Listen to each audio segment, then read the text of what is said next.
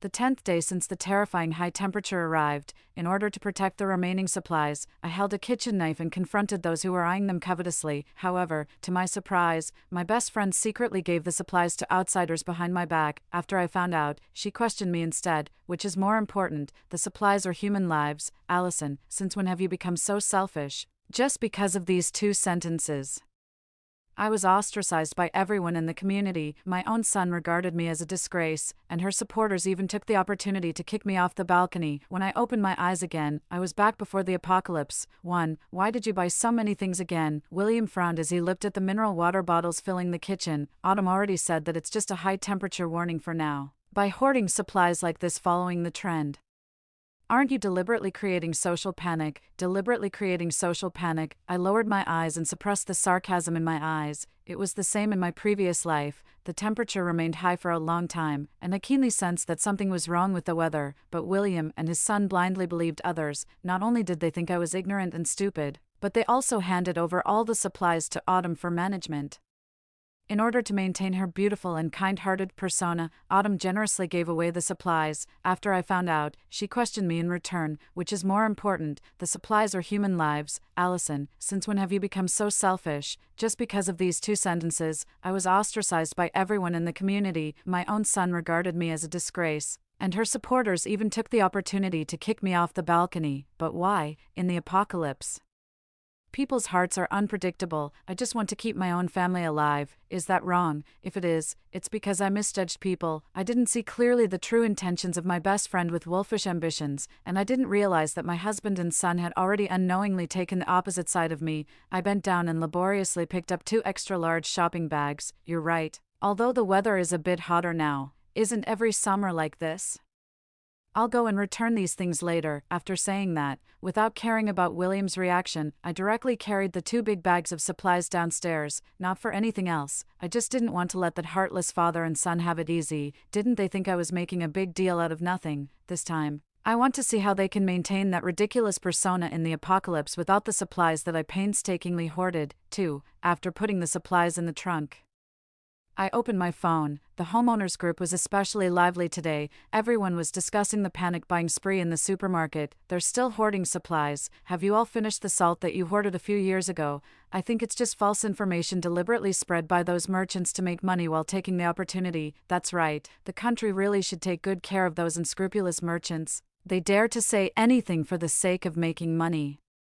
Today, I even heard someone say that the end of the world is coming and we should hoard supplies quickly. Autumn also jumped out at this time. Dear neighbors, we should trust the country. I haven't even hoarded bottled water at my home. The country said we should hoard supplies rationally, but it didn't say you shouldn't hoard a single bottle of water. I sneered and turned off my phone. In my previous life, just because I said in the group, hoard more supplies, it's better to be prepared. I was chased and scolded by these people. This time, I won't be stupid enough to remind them again. More than an hour later, following the location sent by the real estate agent, I finally arrived at the destination. As soon as I got out of the car, a surging wave of heat rushed towards me. Allison, the real estate agent wiped the sweat off his face. I nodded and casually took out 2 bottles of ice water from the car refrigerator. The real estate agent was already sweating profusely from the heat. At this moment, he didn't care about being polite. He gulped down 1 bottle of ice water and then began to introduce, this house belongs to an old couple. They went abroad with their son a few years ago, and the house has been empty since then. As he spoke, the real estate agent took out the keys. This area consists of self-built houses. The courtyard walls of each household are poured with cement, and broken glass is stuck on the walls. There is also a surveillance camera at the main gate to prevent thieves from breaking in. I nodded subtly. Just based on this house has already scored 80 points in my heart. Then, I'll place a row of animal traps along the base of the wall, which can block most of the intruders. What's more, this small Western-style house also comes with a basement. There are 2 floors above ground and 1 floor underground. It has all been renovated in recent years, and the water, electricity, and furniture inside are all complete. This is also the reason why I quickly decided to rent it. After introducing everything in one breath, the real estate agent then smiled. However, after all, this is the suburbs, and it's quite far from supermarkets, commercial streets, etc., so the price is relatively cheap. The rent is 1 month's deposit and 3 months' payment in advance. Including the agency fee, it's a total of more than 15,000 yuan, 3 After seeing off the real estate agent, I reclined the seats of the car and then drove to the nearest supermarket. 30 cases of mineral water, 10 cases of fruit juice beverages, 3 cases of coconut milk, 3 cases of canned sparkling water, and more than a dozen cases of various beverages with different flavors. With the recent extreme high temperature, everywhere is in a state of panic. And I'm not the only one hoarding a large amount of supplies.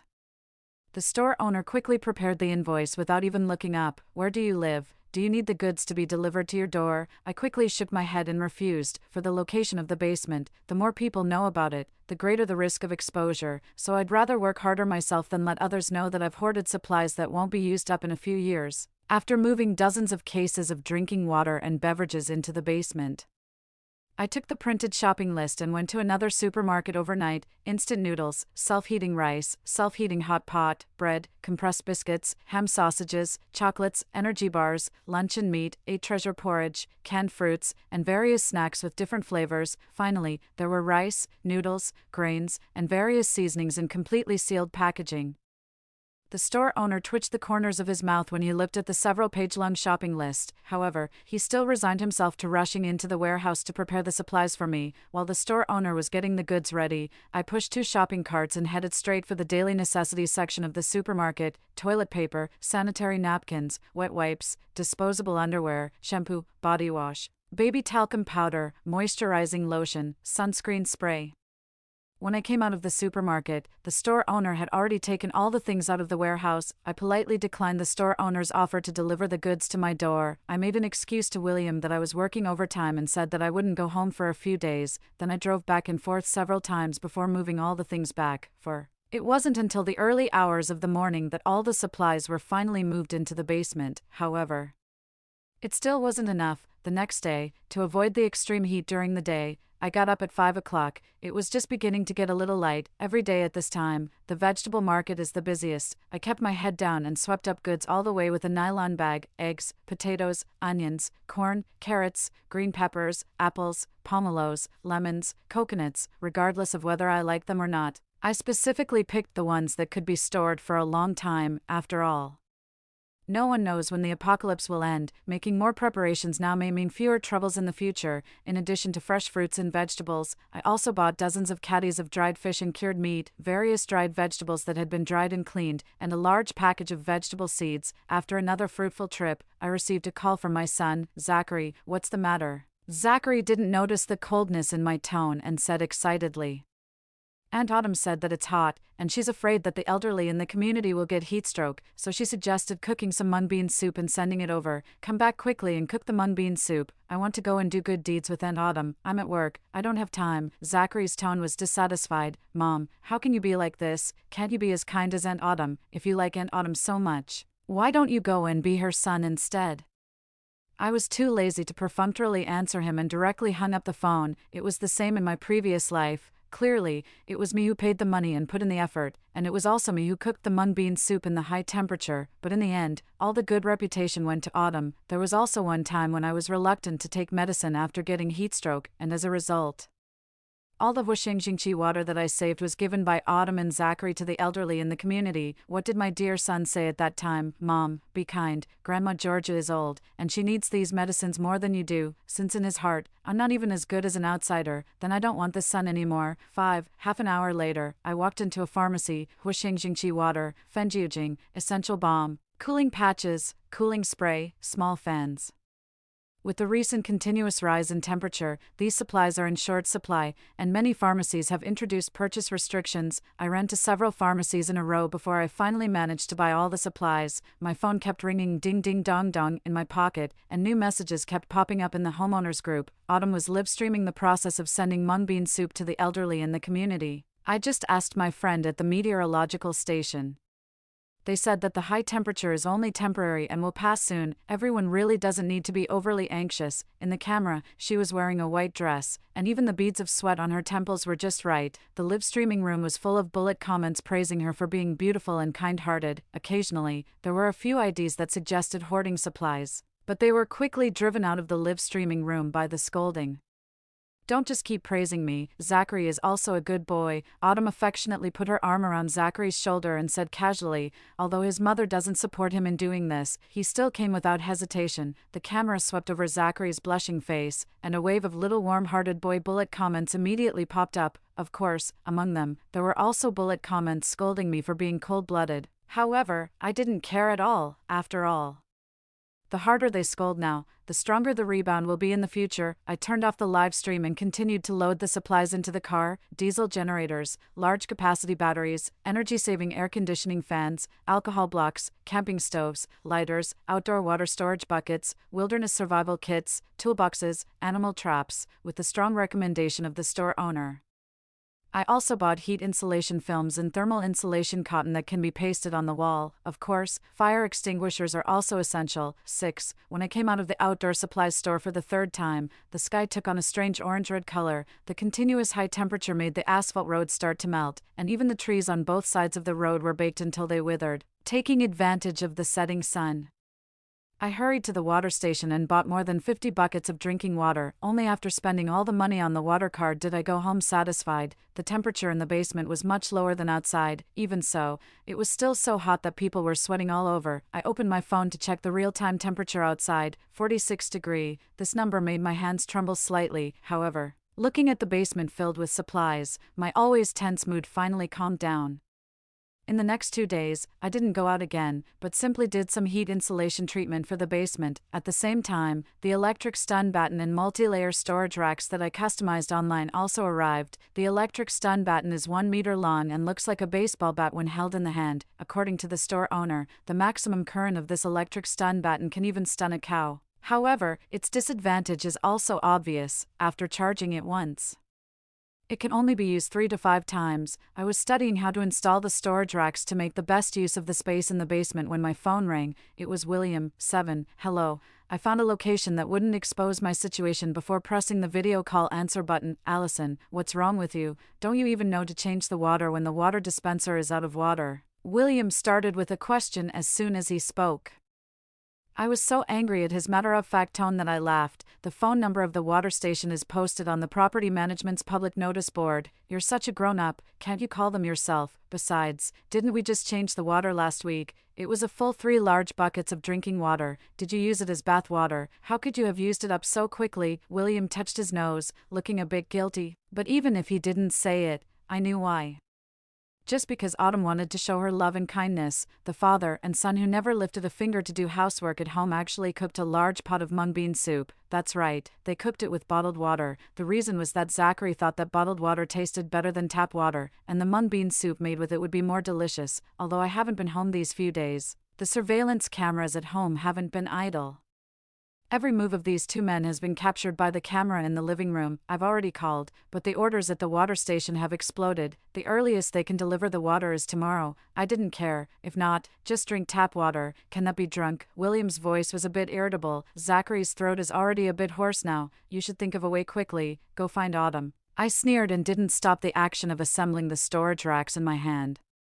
She's the most kind-hearted, isn't she? She definitely won't have the heart to see you father and son thirsty. William was so angry that he hung up the phone. Looking at the darkened screen, I raised my eyebrows and casually threw the phone onto the bed. If I remember correctly, the temperature will rise sharply early tomorrow morning, and the highest temperature of the day will reach a terrifying 58 degrees. And this is just the beginning of the apocalyptic high temperature in the days to come. Every day will be a challenge to the limits of human survival. 8. As soon as it dawned, the temperature began to rise rapidly. The scene outside the window was distorted and blurred by the sun, and there were very few vehicles on the road. William was really anxious this time and sent me a message early in the morning. Allison, the water station just called and said that the drinking water has been sold out. You should come back quickly and buy a few more cases of mineral water, by the way. I glanced at it and ignored it. Instead, I got up from the summer mat and started to do the final check. The electric stun batten was placed within easy reach, the storage racks were stable, and the supplies on them were neatly arranged. The 3 large water storage buckets were filled with water. As long as we use it sparingly, it can last for a long time. I turned on the diesel generator and tested it. A slight humming sound sounded in the basement, then I checked the power of several batteries.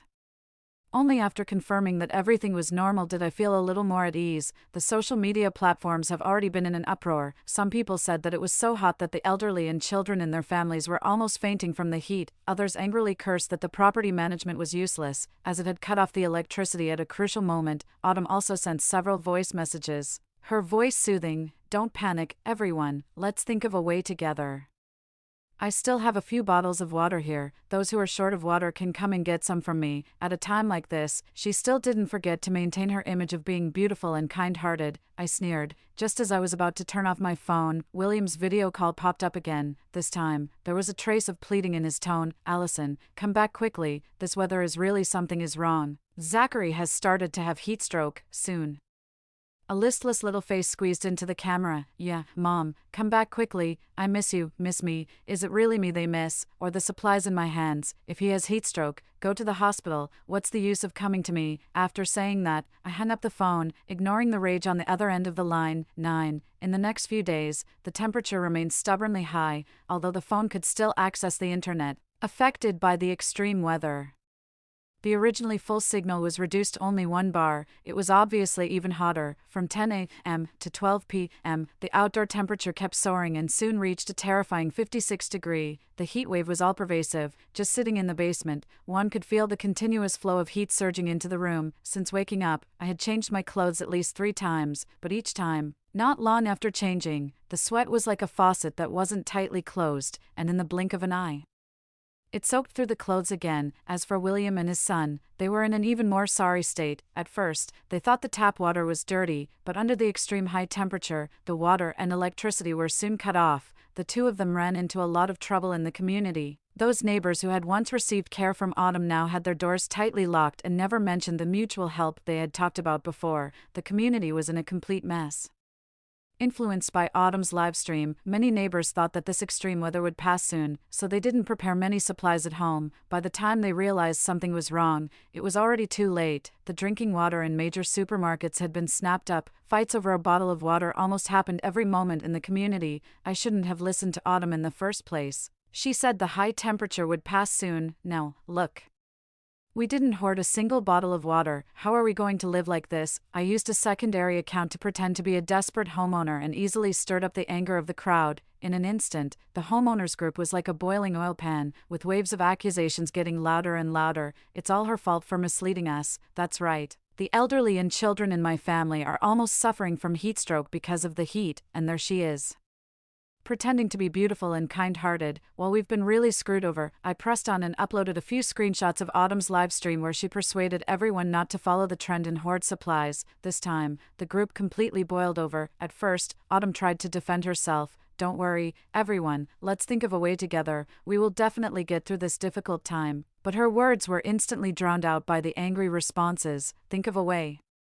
If it weren't for you confidently saying that there was no need to hoard supplies, would we be in this situation? You'd better solve the problem as soon as possible, or you won't have an easy time." It was only at this moment that Autumn panicked. She dialed William's phone tremblingly, her voice tinged with sobs. "William, please help me quickly." But in this life, without the supplies I had stored in advance, William couldn't even take care of himself, let alone have the energy to care about her. 10. At a little past 6 in the afternoon, as soon as the sun set, the angry neighbors directly went to Autumn's house. Uncle Alexander, who took the lead, was usually the kindest, but at this moment, his face was filled with anger. He pointed at Autumn with a trembling finger. "What did you say before? You said the high temperature would pass soon and told us not to hoard supplies. Now, look, my whole family has no water to drink. You have to give us an explanation." Beatrice beside him also chimed in. "That's right. My grandson has heat stroke because of the heat. If it weren't for believing your words, would we be in this situation?" Everyone chattered away. Surrounding Autumn in the middle, Autumn panicked. I didn't expect it to be this serious at that time, but her voice was instantly drowned out by the angry accusations. "Didn't expect it. You were talking nonsense in the homeowners group without thinking. Do you know how many people you've harmed like this?" Autumn's face turned pale. She looked around for help, only to find that those who had once flattered her were now looking at her with hatred in their eyes. William and his son heard the commotion and also ran out.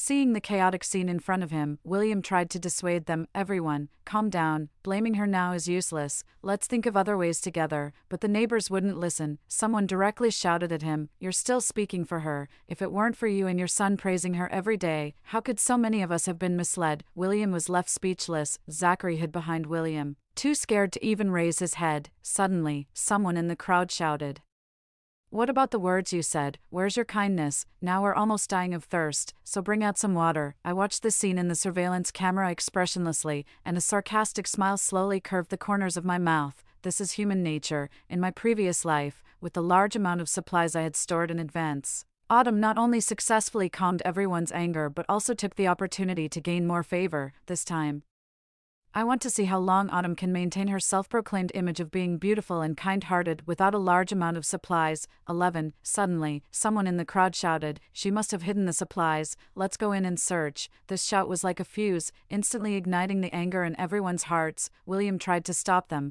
but he was roughly pushed aside. Zachary let out a scream and stepped back, and he was slapped to the ground by someone.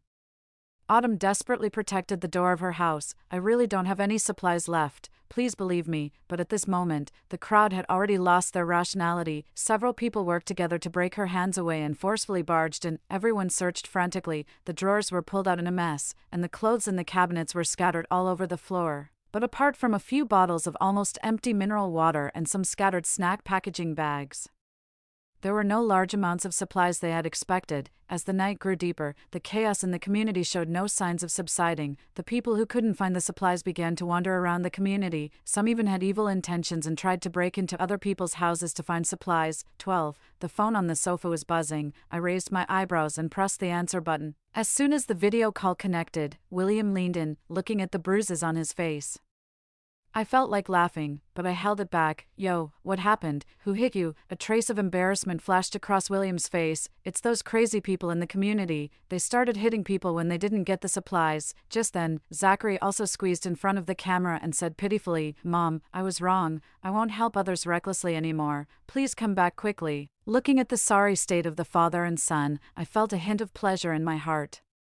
Do I hate them? How could I not? After all, they didn't hesitate at all when they abandoned me. All the means of transportation have stopped now. How can I go back? Besides, didn't you hand over the supplies to Autumn for management? Go and ask her for them. She can't even take care of herself. Where does she have anything for us? William said with a miserable look. "Allison, we were husband and wife after all. How can you really turn a blind eye and let us die? Husband and wife."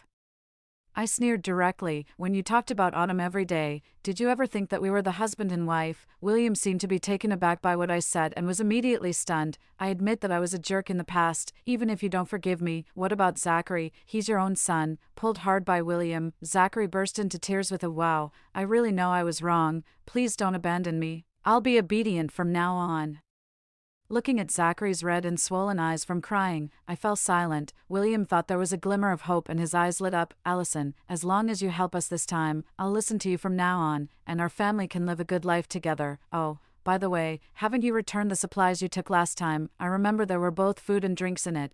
It's definitely enough for our family to use." Seeing that William was getting more and more excited, I had to interrupt him. "What about Autumn?" "Autumn, of course." Also, after saying this, William realized he had said the wrong thing, and his expression instantly froze. I looked at him expressionlessly. William was dumbfounded. It was only when the screen in front of him went completely dark that he realized what he had missed. The night was as dark as ink. I leaned against the wall of the basement, feeling the slowly flowing wind at the ventilation opening, and the restlessness in my heart was finally dissipated a little. However, the peaceful days didn't last long, because on this day, I saw a familiar figure in the surveillance camera. 13. The real estate agent. I frowned and stared intently at the figure in the surveillance camera. If there's anyone in this world who knows I live here, I'm afraid it's only him. But why is he here? Did he just pass by accidentally? Or does he have other purposes? The real estate agent lingered around the house, his eyes occasionally sweeping towards the front door. His steps seemed casual, but in fact,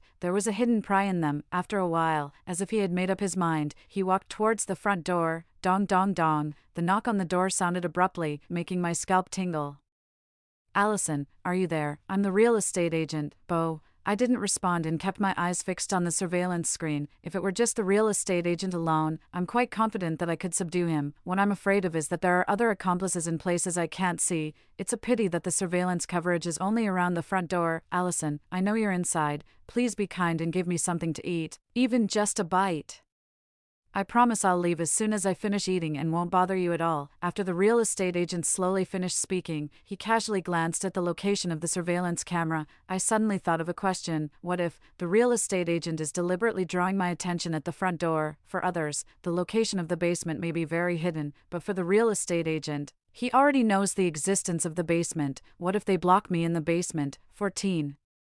Thinking of this, a chill ran down my back. I quickly clenched the electric stun button and walked out of the basement. Almost the moment I walked out of the basement, there was a sound of something heavy falling to the ground outside. Someone jumped down from the wall. My pupils dilated in shock, and I quickly hid in the bathroom, holding the electric stun button tightly in my hand. Is this the right place? A rough voice asked. There's no mistake.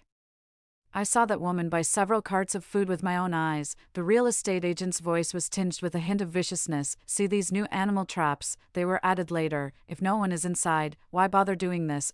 Once we get the supplies, we'll be rich. Another voice carried a greedy smile. My heart instantly sank to the bottom. There were not one, but 3 intruders. It was daytime.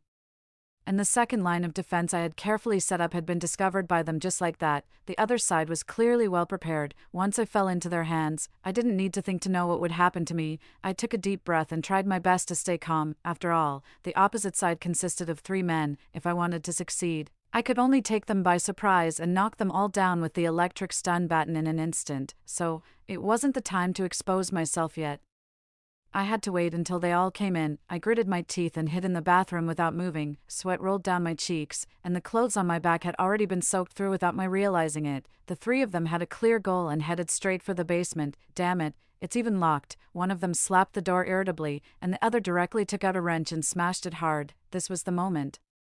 While they had their backs to me and their attention was all on the door, I turned the switch of the electric stun button to the maximum and suddenly rushed out of the bathroom. A zzzz sound of electricity sounded. The 3 of them, including the real estate agent, were startled by this sudden sound. Before they could react, I had already pounced on the man closest to me. The electric stun button accurately hit his arm, and one of them quickly fell to the ground, twitching all over. Without hesitation, the second strike followed immediately. The advantage of the length of the electric stun button was evident at this moment. In the narrow space, with a 1-meter-long electric stun button, the intruders hardly had any time to react. Another man bent over in pain. Seeing that the situation was not good, the real estate agent wanted to turn around and run away, but how could I let him go? I took a step forward and hit him hard on the back with the electric stun button. Be honest. All of you, I shouted angrily, my voice trembling slightly due to anger and tension. The 3 of them, including the real estate agent, lay on the ground with terrified expressions, having lost their arrogance from before. Sis, we were really starving to death. We had no other choice but to come up with this desperate plan. Yeah, please spare us. We promise we'll never do this again. Looking at their sorry and pitiful appearance, I closed my eyes and gritted my teeth, hitting each of them with the electric stun button again. Spare them. If I spare them now, who can guarantee that they won't come back again in the future? In the apocalypse, people's hearts are unpredictable. I don't dare to take the risk, and I can't take the risk. As time went by, all kinds of putrid smells permeated the community, and people kept collapsing due to heatstroke, dehydration, and hunger. But I didn't expect that Autumn would take the initiative to contact me. Allison, please save me. The people in the community said that if I don't give them water, they will drain my blood to quench their thirst. Autumn's sobbing voice came from the phone. Hearing this, I frowned and looked down at the unfamiliar number displayed on the phone screen. Half a month had passed since the last call. Judging from the situation at that time, her supplies should have already been snatched up by the residents in the community long ago. Then Autumn. How did she manage to hold on until now? I didn't make a sound but silently turned on the surveillance camera on my phone. 16. A few days ago, the homeowners in the community came to Autumn again. There was no food, there was no water. Surrounded by despair for a long time, they desperately needed an outlet to vent their emotions, and naturally, the target was Autumn, who had led them into this desperate situation. Autumn hid behind William, her eyes filled with fear.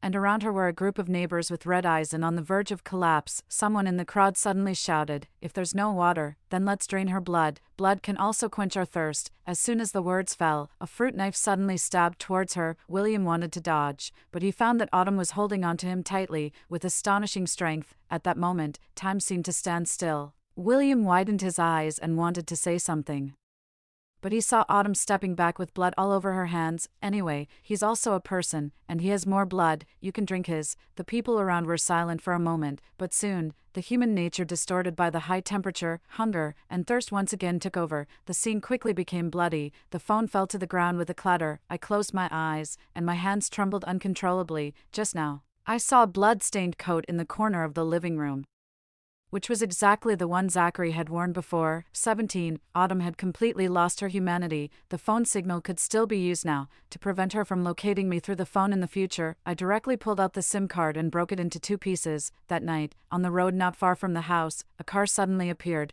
I stared intently at the surveillance camera and found that the car stopped next door. The car door opened, and 2 men got out. One of them was tall and thin, and the other was short and fat, looking very much like a dwarfish melon. Were they the neighbors living next door? I frowned and quickly realized that something was wrong. They first knocked on the door, and when they got no response, they turned back to the car and took out an axe. In the bright moonlight, the black stains on the tip of the axe were clearly visible. The 2 of them moved quickly. It took them less than half an hour from prying the lock to coming out, but it was obvious that the 2 were not satisfied with their harvest just now. I watched as the 2 of them walked towards my place and subconsciously held my breath. Different from the anti-theft door next door, since this was a self-built house, it used an old-fashioned large iron door, in order to create the illusion that no one lived here. I specifically asked a delivery guy to help me lock the large iron door from the outside, and I used a particularly thick U-shaped lock, and there were 2 of them. I kept muttering in my heart, hoping that they would give up when they faced difficulties, but obviously, the 2 of them were not easy to deal with. Seeing that they couldn't pry open the door, they were going to climb over the wall. The short and fat guy squatted on the ground consciously, allowing the tall and thin guy to step on his body. The 2 of them cooperated tacitly, and it was obvious that they had done this countless times. The short and fat guy, "How is it? Can you see inside?" "Higher." The tall and thin guy signaled the other to lift him up, but as the height increased, the tall and thin guy finally touched the top of the wall. But next, a scream came. The sharp glass cut through his palm, and blood gushed out immediately.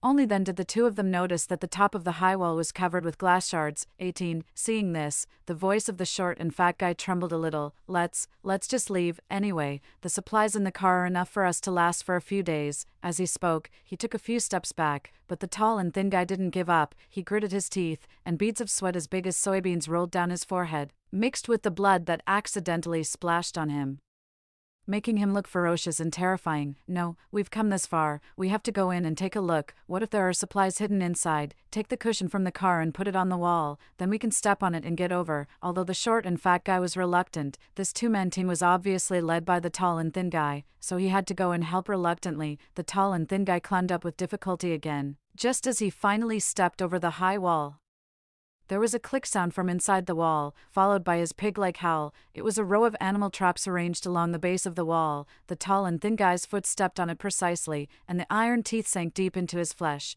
The short and fat guy was startled by the sudden change. What I didn't expect even more was that the other party took a few steps back and, taking the opportunity, left the tall and thin guy behind and drove away in the car, separated by a wall.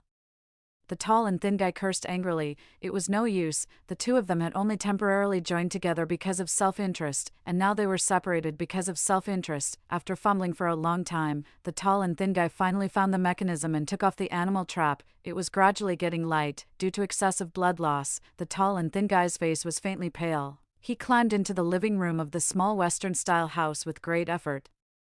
With just one glance, he was filled with despair. My own son regarded me as a disgrace, and her supporters even took the opportunity to kick me off the balcony. In the empty living room, he barely sat leaning against the base of the wall, as if he had already foreseen his own end. 19. The outside world gradually became silent, and the high temperature was still raging. The scorching sun made the skin ache, and a burnt smell filled the air. Occasionally, A few survivors passed by the place where I was hiding. Their eyes were empty, and their steps were staggering. Some people fell down as they walked. I didn't expect to see Autumn again. At that time, her hair was in a mess, and there were blood blisters on her hands and feet. She passed by in a flash, along with a group of people who were treated as two-legged sheep. As the days passed, the temperature remained high, and the supplies in the basement were visibly decreasing.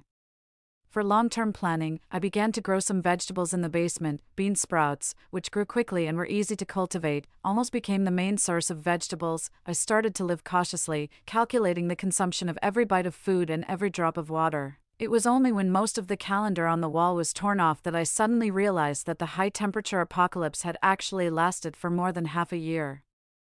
The temperature had already dropped below 50 degrees, but for most of the survivors, they still faced significant survival challenges. On this day, as usual, I pressed the switch of the radio. Dear listeners, here is the latest news. After the day and night research of agricultural experts, the super drought-resistant potato has been successfully developed. This potato can grow in an environment of extreme high temperature and water shortage, which is of great significance for alleviating the current food shortage dilemma. Story 2. After 20 days of scorching heat, a torrential rain poured down for a full day and night, lifting everyone's spirits. Unexpectedly, this rain would continue for an entire year. 1. Finally, some rain. It's cooling down. Damn weather, acting all tough now. Keep the sun blazing then. At the supermarket entrance, the crowd sheltering from the rain was jubilant, some even diving headfirst into the rainfall, relishing the rare coolness. Carrying a bag of pork, I walked out of the supermarket, frowning as the rain seemed to intensify. It's not that I dislike rain. After enduring such high temperatures for days, I nearly felt roasted. Rain was a welcome relief. However, I have a phobia of rainwater. 3 years ago, I drove into a lake on a rainy night, nearly drowning when my car was submerged. I survived only because the car windows shattered. Since then, water has been a psychological shadow for me. Even the sight of rain makes me nervous. I checked the weather forecast on my phone. Starting today, the temperature would gradually decrease from a scorching 43.5 degrees to a more comfortable 33 degrees. While this was good news, it also meant continuous rainfall. Rain was predicted for the next week, sometimes in the morning, sometimes at night. Mostly light to moderate showers. I sighed, turned back to the supermarket to stock up.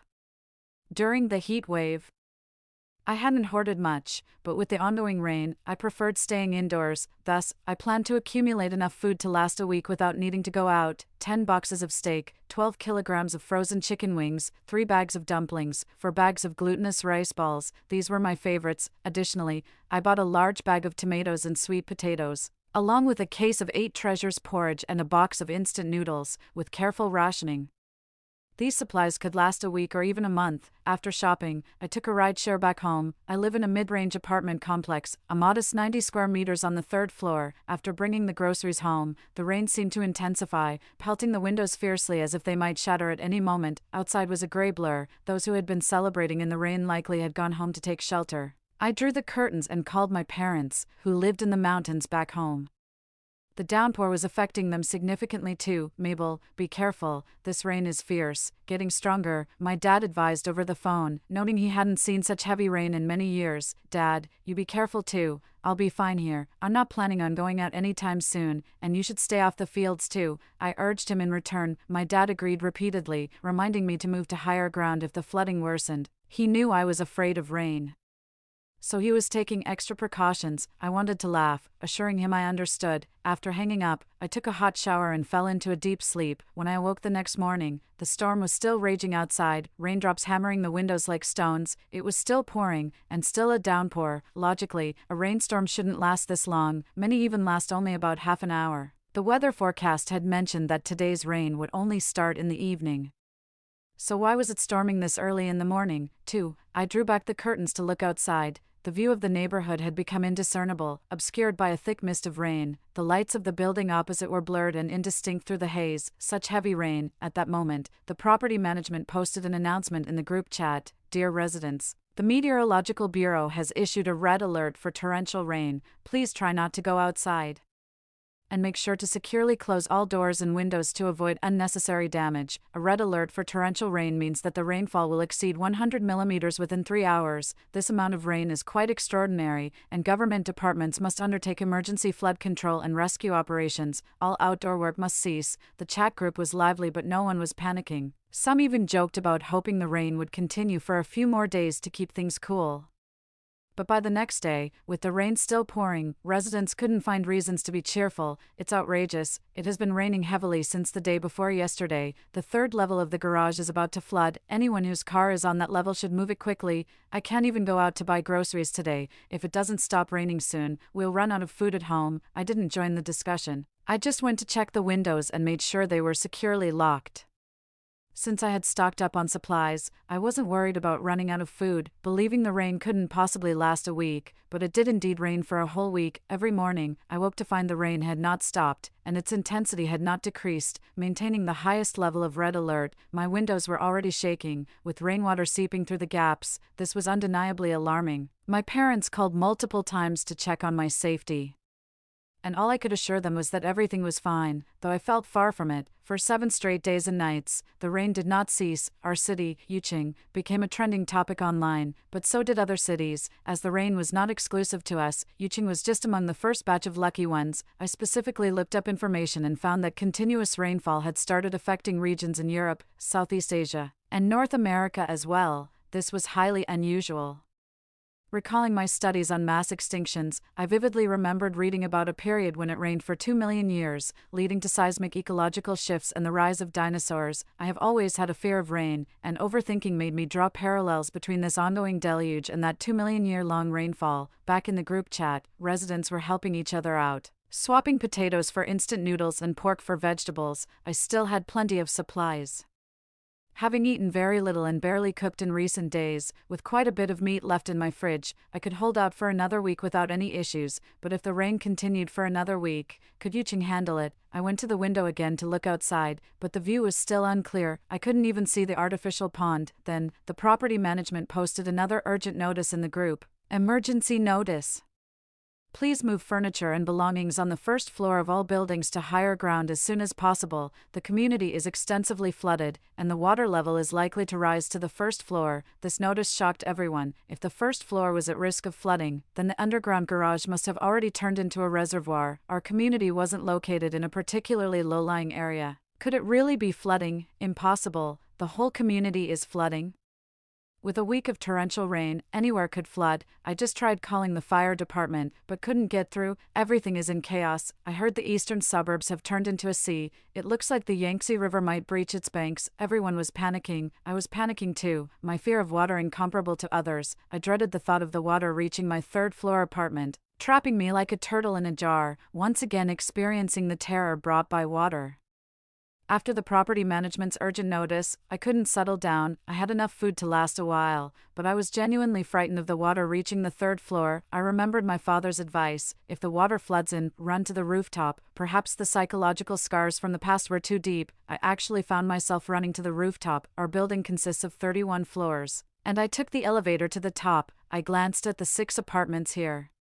5 out of the 6 apartments were sold, leaving only 1 vacant, though the iron door was already installed without a renovation permit displayed. I tried opening it, but of course, it was locked. With no other options, I had to return to the 3rd floor, hoping the rain would stop soon. I had a restless night, drifting in and out of sleep, haunted by visions of my car being submerged in water, which morphed into scenes of being engulfed by a flood. I woke up at 7, surprised by the silence of no rain. Outside was still overcast, but the rain had stopped. I was overjoyed and ran to open the window. Through it, I could vaguely see the entire neighborhood submerged in water. The artificial pond had long overflowed. On the ground floor, many residents were busy scooping water to prevent their homes from flooding, and complaints filled the air. The community group was buzzing with post-disaster survival stories, and some people were even preparing to wade through the water to go shopping. Had the disaster passed, I didn't go downstairs because I was afraid of the water. I kept my eyes on the local meteorological bureau's announcements, which stated that the torrential rain had stopped and the government was conducting rescue and disaster relief operations. Everyone was advised to be cautious of post-disaster risks and to stay away from power poles and other hazardous areas. I should have been relieved, but a quick internet check revealed that it was still raining in many parts of the country, even in areas that usually receive little rainfall. Turning to international news, my heart sank.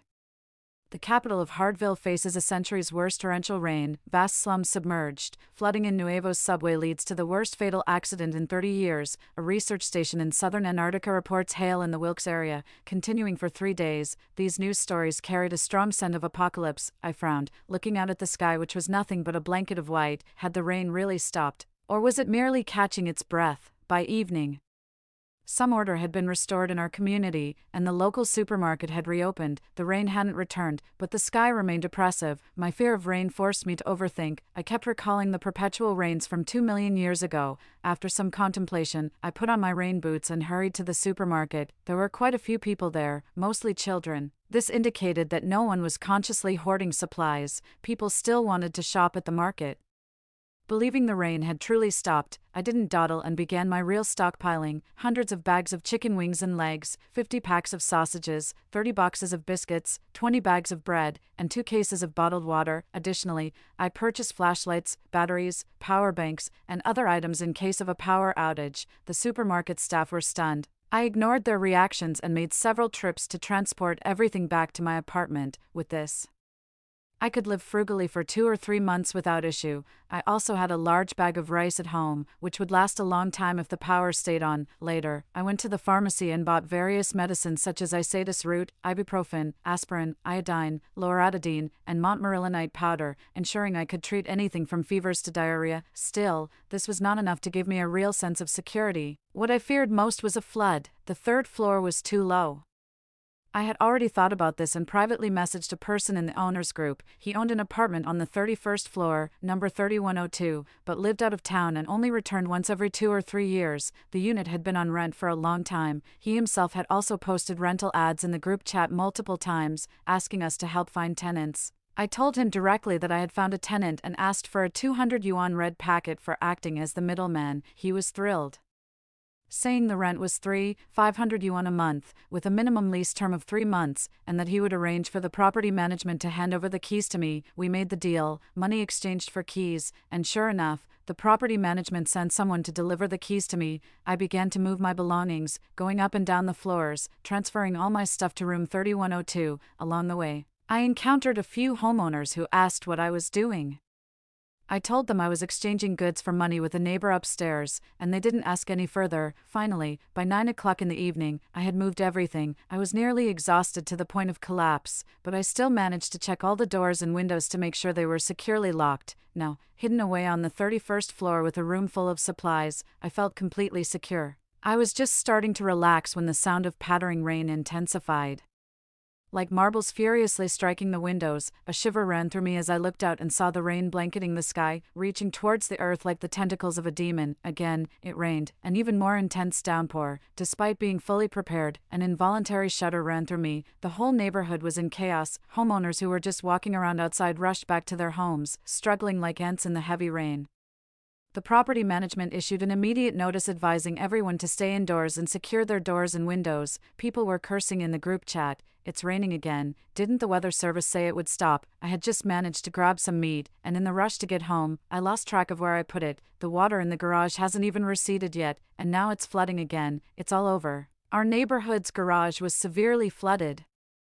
Just when the rain had stopped and the property management was working overtime to drain the water, a torrential downpour began. Even if it rained just for 1 day, the ground floor would likely be submerged. As expected, when the downpour continued until 2 in the morning, amidst the loud noise of the rain, faint cries and curses could be heard, though barely audible over the sound of the rain. These were coming from the 1st floor. I could hear it even from the 31st floor. Indicating how many homeowners were cursing. The 1st floor was definitely flooded. The noise in the hallways was loud. Clearly, the residents of the 1st floor were running upstairs. Noise from various floors increased as the residents of the 31st floor began to open their doors. I heard a neighbor urgently saying, "Hurry and go down to help. We can't let anyone drown." They were undoubtedly kind-hearted. I couldn't do it because I am afraid of water. I didn't want to go down and deal with it. Rescue and disaster relief efforts began in our building, with residents from higher floors volunteering to help, some assisting in salvaging valuable furniture, others allowing lower floor residents to come to their apartments to warm up. The group chat was abuzz with a spirit of mutual aid and support. Meanwhile, I kept up with national news. Facebook was exploding with news because heavy rain was hitting most of the cities across the country, and many, like our city, Had seen a pause before it started again.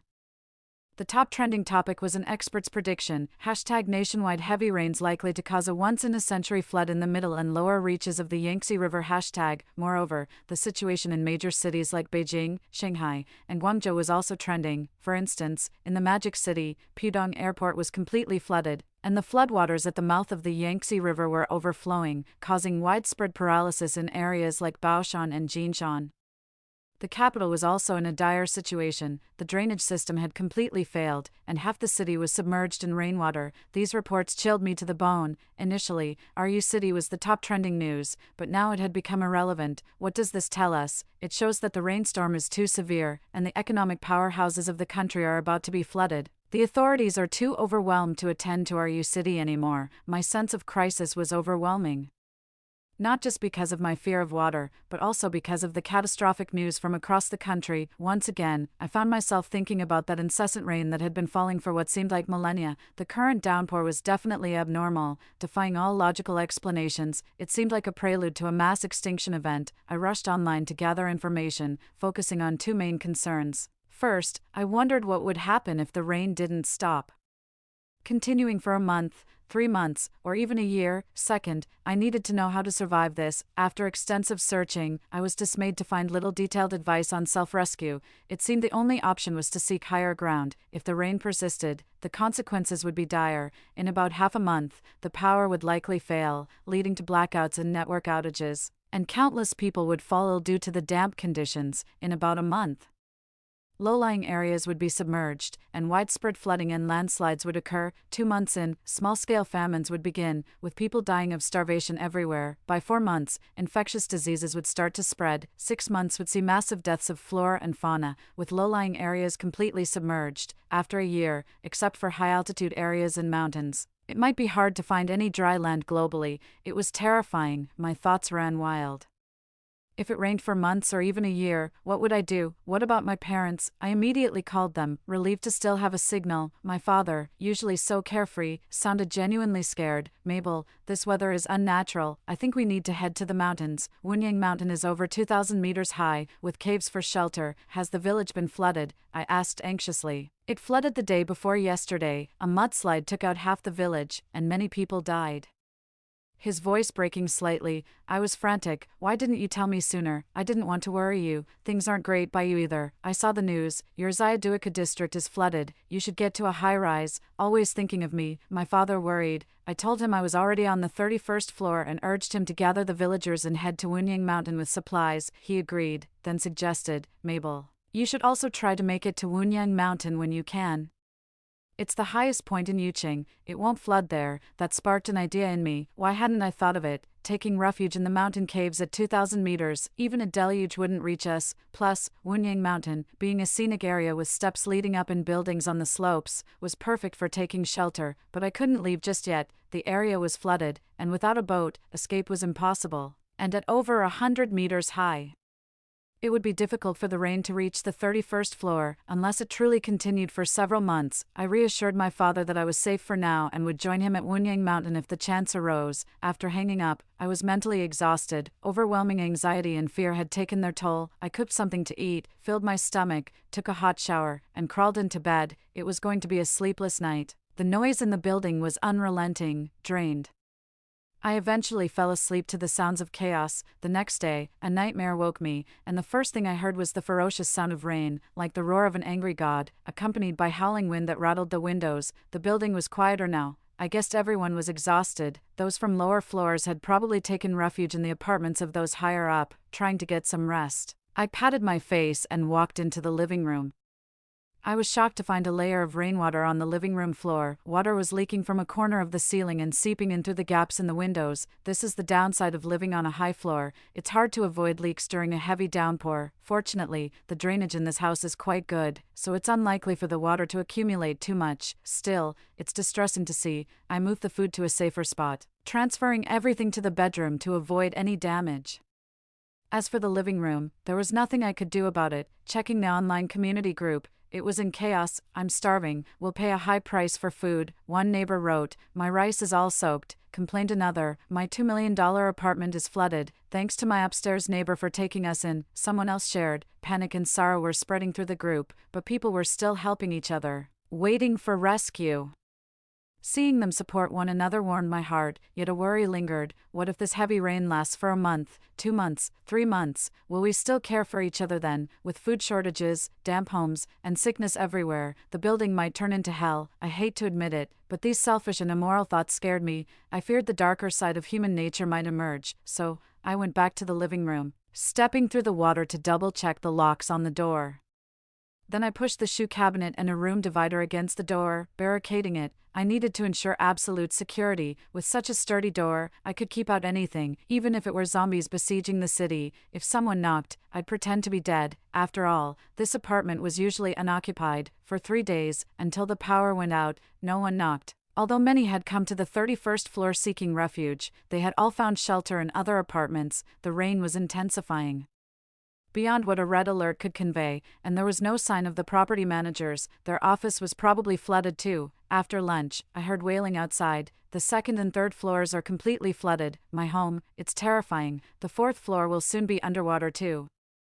Given the flow, the downtown government buildings must be flooded as well. My mother is going to starve. Can anyone spare some food? Despair was spreading faster than the rainwater. Another 3 days passed, and the rain had been relentless for half a month. Except for the day I stocked up, all other times, it just kept pouring. I stayed in the bedroom, too scared to go out as the living room was completely flooded, and the drainage system was overwhelmed. Soon the bedroom would also be soaked. I charged my phone with a power bank, browsing the latest news online. Due to the nationwide rain, many areas were paralyzed, and the information available was mostly from online users. "The whole basin is going to be submerged. We need help. Help needed in Goat City. The Pearl River banks have burst. I'm in the U.S. Hurricanes and tsunamis have devastated the West Coast. Can I reach out to the embassy for help?" I swallowed hard, my fingers trembling. This might really be a mass extinction event. It was now clear that the continuous half-month of torrential rain had brought the world to its knees, and this was just the beginning. Even if the rain stopped now, the death toll could reach millions. If it didn't, the numbers would skyrocket along with the arrival of famine and the spread of diseases due to rotting corpses. I tried to continue browsing for more information but found I couldn't refresh the page. My heart sank. The internet was completely gone. Now, with no electricity and no internet, everyone was like a stranded insect struggling for survival. Suddenly, a scream from outside. "Oh my God, what is that? A tsunami, run, the flood is coming," another voice shrieked. They were on the 31st floor's corridor, looking out from their position. One should see the north. The terrain in the north is much higher, featuring mountains and large rivers.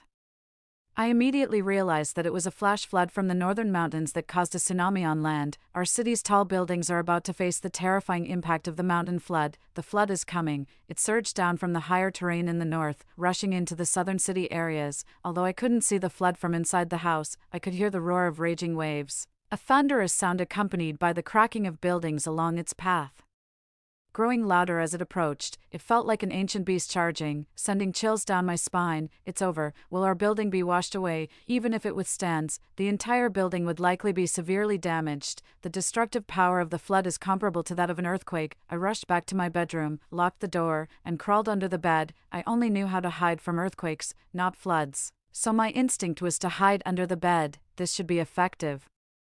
If the walls are smashed by the flood, the bed could cushion me. As for other options, I couldn't think of any. All I could do was pray that the building would hold. Outside, the howling was getting closer, along with chaotic footsteps and shouts. "Hurry up to the roof. The flood is too high. Don't hide on the lower floors. Run to the 20th floor or higher. Hiding in your homes is useless. You must go to the higher floors." Some wise people were quickly running upstairs, indirectly indicating that the flood was extremely high. The flood from the north was likely as devastating as a massive tsunami, capable of submerging everything in its path, turning the entire Yuching district into a vast ocean. By then, not just the 5th floor but staying on the lower floors would undoubtedly be suicidal. I clenched my teeth, my lips trembling and my hands gripping the foot of the bed tightly, my body breaking out in a cold sweat. Painful memories from 3 years ago seemed to assault me too: the violent rainy night, the cold lake water, the shattered glass. I even started to hallucinate, my mind a complete blank. Suddenly, with a loud bang, I felt as if a huge hammer had struck my back, causing half of my body to slide forward, my head hitting the wall. Dizzy, a multitude of impacts assaulted my senses. The building became like a rock on the seashore, battered by wave after wave. The waves brought with them yellowish mud, debris from buildings, and floating bodies. The flood had arrived. Continuous screams came from outside. Many residents still in the hallways were hit by the flood, their whereabouts unknown. They were too slow, perhaps having come up from the lower floors using the stairs, unable to take shelter in someone else's home in time. Amid countless howls, the building shook violently. I heard the creaking of walls, a lot of plaster falling, numerous cracks appearing, and the living room ceiling seemed to have burst. I clung to a corner of the wall, smelling the foul mud in extreme terror. The flood had even reached the 31st floor. My apartment was filled with yellowish floodwater, mixed with various rotten smells. I thought I was doomed. The flood reaching as high as the 31st floor meant I would definitely be submerged. However, fate wasn't so cruel to me. Apart from wave after wave rolling in, the massive waves did not sweep through. In other words, the flood did not submerge the 31st floor. It might have devoured up to the 20th floor, with its tail reaching the 31st. I breathed a sigh of relief, but before I could feel at ease, a loud bang shook the entire building, and I could distinctly feel my body sliding to the right. The whole building was tilting. The building was leaning to the right. Undoubtedly,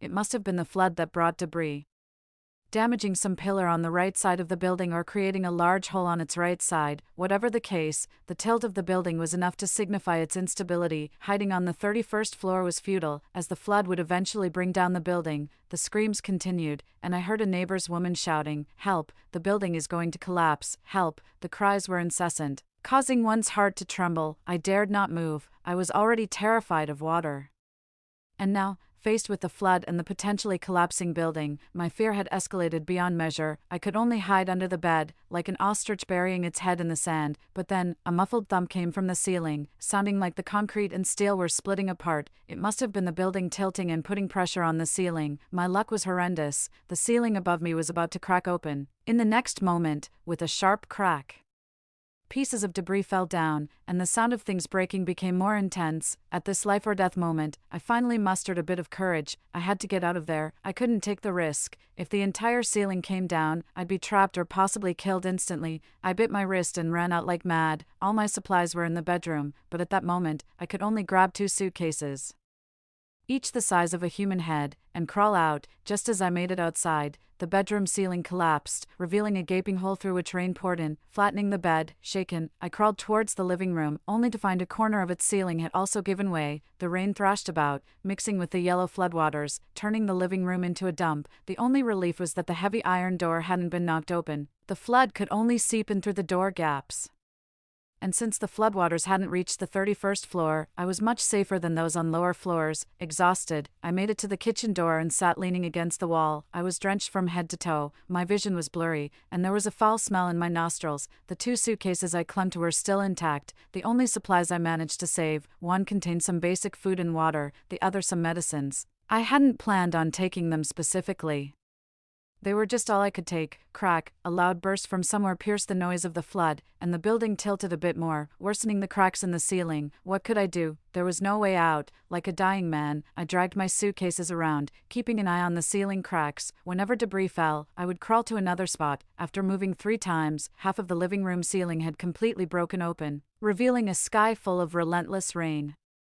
Like the gaping mouth of a demon, I couldn't bear to look at the sky. It made it hard to breathe. I had to look away, and when I turned my head, I saw the world outside the balcony. What a horrifying sight it was. The reddish-yellow floodwaters roared by, carrying countless trees, buildings, and corpses southward. Everything in its path was destroyed. I saw a building across from ours had collapsed. It was the oldest in our complex and couldn't withstand the flood. Our building was probably submerged up to the 20th floor or more. Finally, I saw the floodwaters, the reddish-yellow demon harvesting everything in U City, taking countless lives. The desperate scene made my mind collapse, magnifying a nightmare I had 3 years ago. I could breathe, yet I felt suffocated. I thought of death, how insignificant humans are in the face of natural disasters. I was sure I wouldn't survive. I couldn't overcome the nightmare from 3 years ago. Nor could I escape this tilting building. I just hoped my parents would survive. They had gone up to Wunyang Mountain and couldn't possibly be flooded. Thinking this brought a slight comfort to my heart, I took a deep breath and mustered the courage to look up at the sky outside the ceiling. Damn it, heaven, are you really determined to take my life? Something seemed off. The sky was missing something. It should have been filled with the torrential rain I feared most. I looked closely. There was no rain, the white mist had stilled, and incredibly, the downpour had stopped. I rubbed my eyes and looked carefully. Indeed, the torrential rain had stopped. It really had ceased. Rain stopped. The rain stopped. Joyous shouts echoed from next door and soon spread throughout the entire building. People on every floor were exclaiming jubilantly. The rain truly had stopped. Even though the floods were still raging, at least the rain was over. It was impossible for me not to be surprised. I had thought my end was certain, yet, miraculously, hope was given. I tried to stand up and found that although the building was leaning, it had mostly stabilized. With the fiercest impact of the floods having passed, the building had survived. It was a double blessing. Leaning against the wall, I walked to the balcony and looked out at the sky once more. Truly, there was no more rain. Below the 20th floor, the floodwaters streamed by, seemingly much calmer now. It's okay now. We're still alive, neighbors shouted from their balconies, encouraging each other. Since the 31st floor was the highest, it was bustling with residents from the lower floors, making it exceptionally lively. I realized just how many people were around me. Instantly, I was touched by an indescribable feeling. Humans really are social creatures, listening to the cries of the neighbors in the aftermath. I felt a warmth amidst it all. My desire to survive intensified. I had to reach Wunyang Mountain. It was definitely not safe yet because there had already been pauses in the rain before. It was just a breather for the heavens. As long as the sky remained overcast, I couldn't believe the rain had truly stopped. I had to leave. Wunyang Mountain was my destination. I had been thinking about it for a while but couldn't make the journey. Now, with the overwhelming floods, it seemed even less possible. However, with the rain having let up, maybe the floods would subside enough. If I could find a boat, I could follow the floodwaters southeast to Wunyang Mountain. If I could reach Wunyang Mountain before the rain returned, I could survive. I made up my mind. My will to live was stronger than ever. I realized I could no longer keep to myself. Hiding would only lead to a certain death, merely prolonging the inevitable. No, I had to rely on the collective strength. I looked towards the southeast. The area was hazy, swallowed by the floodwaters.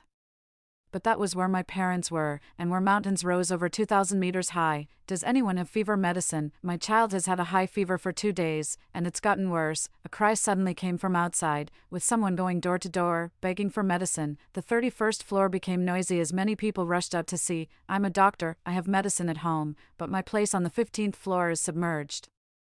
I've swallowed a lot of floodwater and my stomach hurts terribly. Does anyone have painkillers? I still have some rice. Let's nibble on it. They gathered together, still thinking of helping each other. Though their resources were very limited, more people from the floors below came up, asking for food and medicine. The building was filled with a rotting smell, possibly a prelude to an epidemic outbreak. The flood had brought too many bacteria, and with so many people dead in the building. How many bodies were soaked in the rooms below the 20th floor? I walked to the door, listening to everyone's voices, feeling deeply moved. In the face of such a disaster, the power of an individual was incredibly small. When the rain came again, all the dark sides of human nature would become irrelevant. Everyone would face death. We had to unite and save ourselves. I have medicine, I said as I opened the door and stepped out. Everyone turning to look, they were taken aback. Why is there someone in this house? I didn't answer. Instead, I opened the leather case filled with medicines, revealing many common drugs like ibuprofen, Baoji pills, Yunnan Baiyao, and more. They were well preserved and still usable. Thank you so much. Thank you, a woman holding a child said tearfully. Her hands trembling with gratitude, a tall man nearby spoke up. Now that we have medicine, things will be easier. I'll give the child some ibuprofen. I looked at him. He was covered in mud and looked rather disheveled, but he had a handsome face and smiled at me. I'm Ian, a doctor from the People's Hospital. Nice to meet you. I nodded in acknowledgement and introduced myself as Mabel. An old man suddenly handed me a dirty bag of bread. Eat this, young lady. Your medicines came just in time. Let the little sister clean my wounds with alcohol, and I'll give you an apple, a burly man said, handing me a bruised apple. I couldn't help but laugh and cry at the same time, though I wasn't really put off by it. In times like these, whether one acts out of selfishness or nobility, it's all about survival. We too must survive. I then spoke up. We need to leave this place. The rainstorm will surely continue, and we can't bet on it stopping. Everyone's expression changed. And I could tell many of them had already guessed that the storm would continue, but no one wanted to say it out loud. After Ian gave the child fever medicine, he said gravely, "We indeed can't take that gamble. Mabel, what do you suggest? Let's find a boat and head to Wunyang Mountain in the southeast suburbs. If we take advantage of the lull in the storm and the slowing floodwaters, we might have a chance to reach there." I shared my plan. Everyone exchanged looks. Suddenly energized by the idea, though some were hesitant. It's over 20 kilometers, and with so many obstacles along the way, even though the floodwaters have subsided a bit, it's not a river, and what if it starts pouring again midway? These concerns were understandable, and I had considered them too, but if we don't go, staying here would mean certain death. The building is already tilting, one more storm, and if the floodwaters rise sharply, it will definitely collapse, Ian added. Moreover, we're out of food. Even if we could keep hiding in this building, we would eventually starve to death. It's worth the risk. Ian had clearly explained the pros and cons, and he shared my thoughts. Everyone mulled it over. Then, a pair of twin brothers stepped forward. "We are professional rowing athletes. If there's a boat, we can steer it." This news was met with great enthusiasm and boosted everyone's confidence. The only issue left was finding a boat, upstream on the Jiaoling River. There's a shipyard with many fishing boats. The flood came from that direction, so it might have swept some boats down here. Let's check the north side of the building to see if we can salvage a boat, a man with glasses suggested. Jasper works at the shipyard. If he says so, there must be boats. Someone who knew Jasper agreed. Several men went to check from a window, peering through the broken glass to get a view of the north side. Soon after, someone joyfully exclaimed, "There really is a boat, lying there, maybe on the 21st floor." I also looked and saw the wrecked boat. It was a fishing boat, not more than 10 meters long, battered but not sunk. The structure of the main body is still relatively solid. A single boat isn't enough. Let's see if there are any more boats washed down. Ian took the lead, gesturing as he spoke. "Women, children, and the elderly, stay on the 31st floor. Young men, come with me. We need to secure the boat and make some repairs." Agreed, more than 10 men responded. Following Ian downstairs, we stayed on the 31st floor waiting. I went back to my room to gather any edible food and, together with another suitcase of supplies, managed to prepare a decent meal for everyone. Everyone eat quickly, but remember to save some for the young men. They will be very tired from fixing the boat. The old man who had given me bread earlier reminded everyone. Everyone nodded in agreement. Deciding to save some extra food for Ian and his group, we continued to wait and could hear noises coming from the 21st floor. The men were shouting, as securing a boat in a flood was no easy task. Many high-rise residents appeared, some joining our effort upon hearing our plans, while others retreated back into their apartments. Clearly, not everyone was brave enough to head to Wunyang Mountain, and with the storm having temporarily ceased, many were under the illusion of safety. I kept an eye on the sky, which hadn't changed except for being overcast. I remembered the last time it stopped raining midway. It had lasted a day. How long would it stop this time? As night fell, the temperature dropped sharply, and everyone felt drowsy. Some elderly people curled up in corners, almost passing out. Holding my suitcase, I groped my way to the 21st floor. It was pitch dark there, but there were many people around. Ian and his team had secured a fishing boat outside the balcony of apartment 2105 using ropes. The boat was rusty and the engine was long broken, but fortunately, it wasn't a small wooden boat, which would have disintegrated by now. I brought food to the men, who devoured it completely. Ian, after eating half a package of jerky, seemed rejuvenated. "We must leave at dawn. I'm afraid the storm might return," I said, and the shadows in the dark immediately became anxious. Ian's voice was hoarse. "Leaving in the morning is fine, but one boat can't carry too many people, and we couldn't find a second one." There were already more than 30 survivors on the 31st floor, not to mention the rest of the people in the building. Certainly, more than 30 people would want to go to Wunyang Mountain, and a powerless fishing boat navigating through floodwaters would be very dangerous even with just 10 people on board. I frowned and thought, but Ian had a plan. "We'll send a group in the morning. Mabel, you take the women, children, and elderly, with Abu steering. About 15 people should be manageable. If it's women, children, and elderly, 15 people is feasible. Abu must be one of the twins, a rowing athlete." Jasper spoke up. "Today, we saw at least 5 boats wash down, but unfortunately, they were too far to retrieve. If another boat comes our way, we can send another group." "Right. The later boats should be bigger since the smaller ones would have been overturned by now." They had all agreed on the plan. I and their families would go first, with only Abu, a strong young man, to help me steer. I had no objections, just reminding Ian to be careful. He wiped off some dirty water and gave me a radiant smile. I'm a doctor, after all. It will be okay. The difficult night began. I felt uneasy, constantly looking at the sky, fearing the sudden onset of a heavy downpour. Fortunately, when daylight came, the storm had not arrived. In fact, a streak of light pierced through the dense, dead silence to the east. The sun, everyone cheered and jumped for joy, and although the sun wasn't clearly visible, it was definitely sunlight. The rain has really stopped. The sun is out. Everyone was overjoyed, crying tears of happiness. Ian gazed for a moment, then asked me, "Mabel, it looks like it's not going to rain anymore." I shook my head. "I don't know, but I feel like it will rain again. The sunlight can't break through the clouds. The sky looks like it's wrapped in a film, which is very unusual. Seeing a streak of light was indeed a reason to be happy, but we couldn't be careless. Since the sunlight couldn't reach us, I suspected that the earth was enveloped by clouds, and a mere streak of sunlight was insignificant." Ian thought it made sense and waved his hand. "Stick to the original plan. This morning, we send a group to Mount Wunyang. Those who were notified last night go down to level 21. Ian showed great leadership, having arranged everything. However, many were unwilling to take the risk. The sun is out. It can't possibly rain now. How can we go to Mount Wunyang with the boat in such poor condition? Yes, let's wait for the flood to recede. No need to take risks. I'm not going.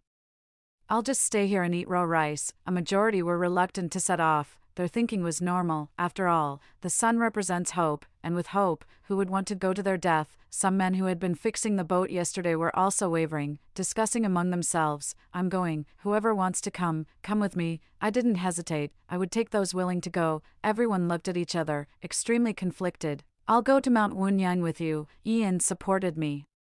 Surveying the crowd, "Time is pressing. Who else is willing to go?" "I will go too." The woman whose child had a fever yesterday stepped forward, holding her now awake daughter. "As a geographer, I must say, I fear the rain may return." The old man who gave me bread came forward, also wanting to join me. Eventually, a total of 13 people were willing to go to Mount Wunyang, including the rowing athlete twins. The boat seemed just enough for us. I am not a great person.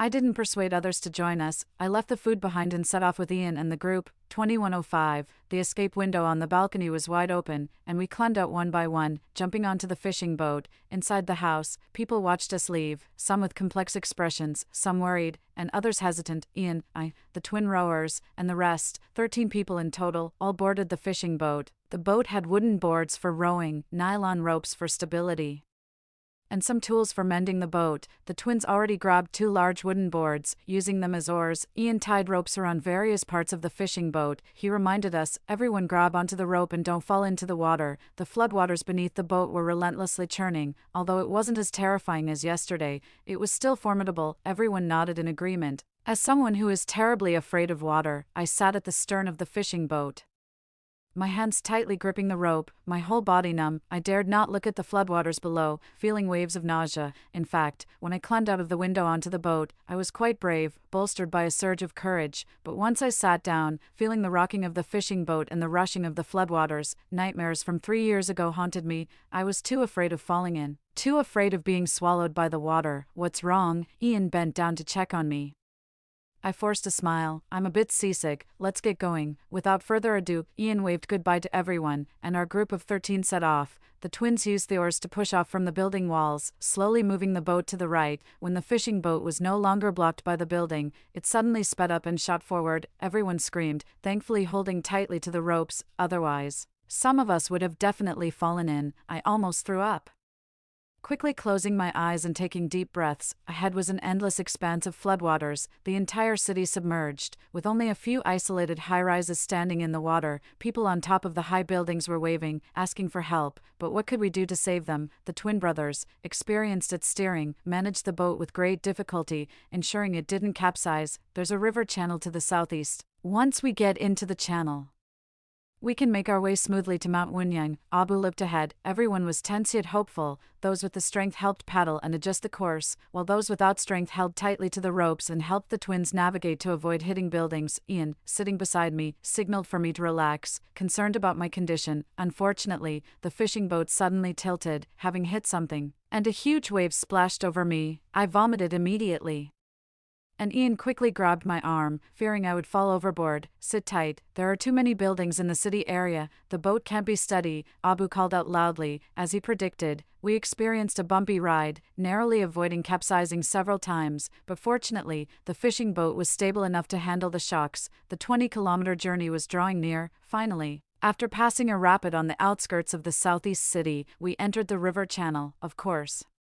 The river was no longer visible, it had merged with the reddish floodwaters. We're much safer now. I reckon we'll reach Mount Wunying in half an hour, Abu exclaimed joyfully, almost completely exhausted. We had been traveling for nearly 2 hours, just another half hour and we would succeed. Suddenly, a thunderclap resounded across the sky, lightning streaking through, turning the previously hazy sky dark. A chill ran down my spine. The faces of Ian and the others turned pale, fear gripping everyone as they urged, "Hurry, hurry, it's going to rain again." 14, it's going to rain again. My worst fears were coming true. With thunder rolling, a torrential downpour was bound to engulf the land, and we still had half an hour to go. Speed up, speed up. The river channel is relatively smooth. Everyone put your backs into it, the twins shouted, standing at the bow and paddling hard. Using the force of the floodwaters to propel us forward, everyone sprang into action, paddling with planks of wood just like dragon boating. I was thankful that we had 2 rowers among us, otherwise, we amateurs wouldn't have been able to move the fishing boat at all. Boom, a louder clap of thunder exploded, and in an instant, a torrential downpour ensued.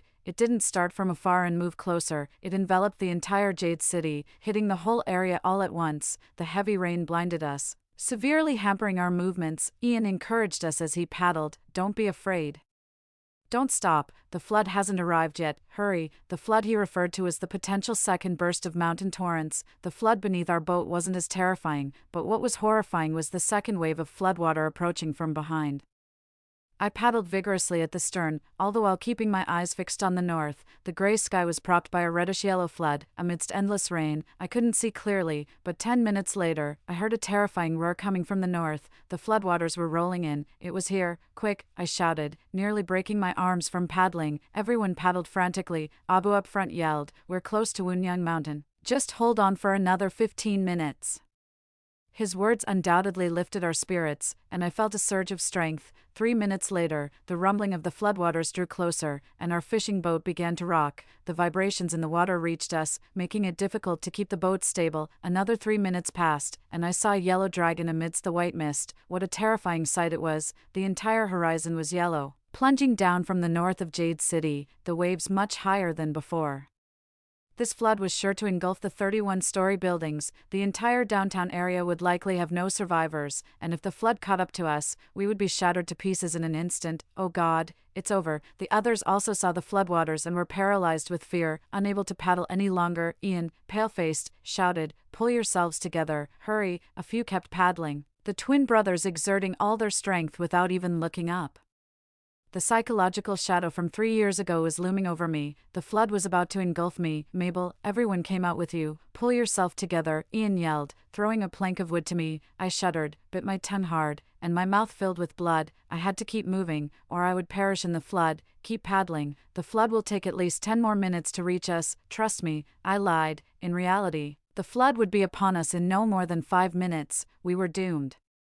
But it was precisely in this desperate situation that we had to fight back. I remembered escaping from the icy lake, thinking I was doomed then too, yet I had survived. I had to believe in a turnaround, not remain trapped in a nightmare. Row, everyone fought back again, believing my words. Behind us, the continuous thunderous roar approached, pushing across the horizon, the towering waves roaring and smashing buildings. The flood was getting closer, and our boat was slowing down because the shaking from the flood was too intense. Forget 5 minutes, even if we really had 10. Escape seemed impossible. The twin brothers looked back at me, their faces filled with despair. They understood it was over. Suddenly, Ian shouted, a big boat, ahead." There was a large fishing boat, about 30 meters long, coming upstream against the current, its propeller chopping through the floodwaters. I was overjoyed. Was this an illusion? In such circumstances, a fishing boat was coming upstream against the current. "Mabel, is that you?" Mabel, at the bow, an old man holding onto an iron chain shouted to us, his figure blurred by the heavy rain. My whole body trembled. "Dad, Dad, Dad," I cried out, rushing towards the bow of the ship. On the large fishing boat, over a dozen men shouted, "Quick, use the nets to pull them up, turn the ship around." Clearly, they had seen the huge waves behind them and were quite frightened.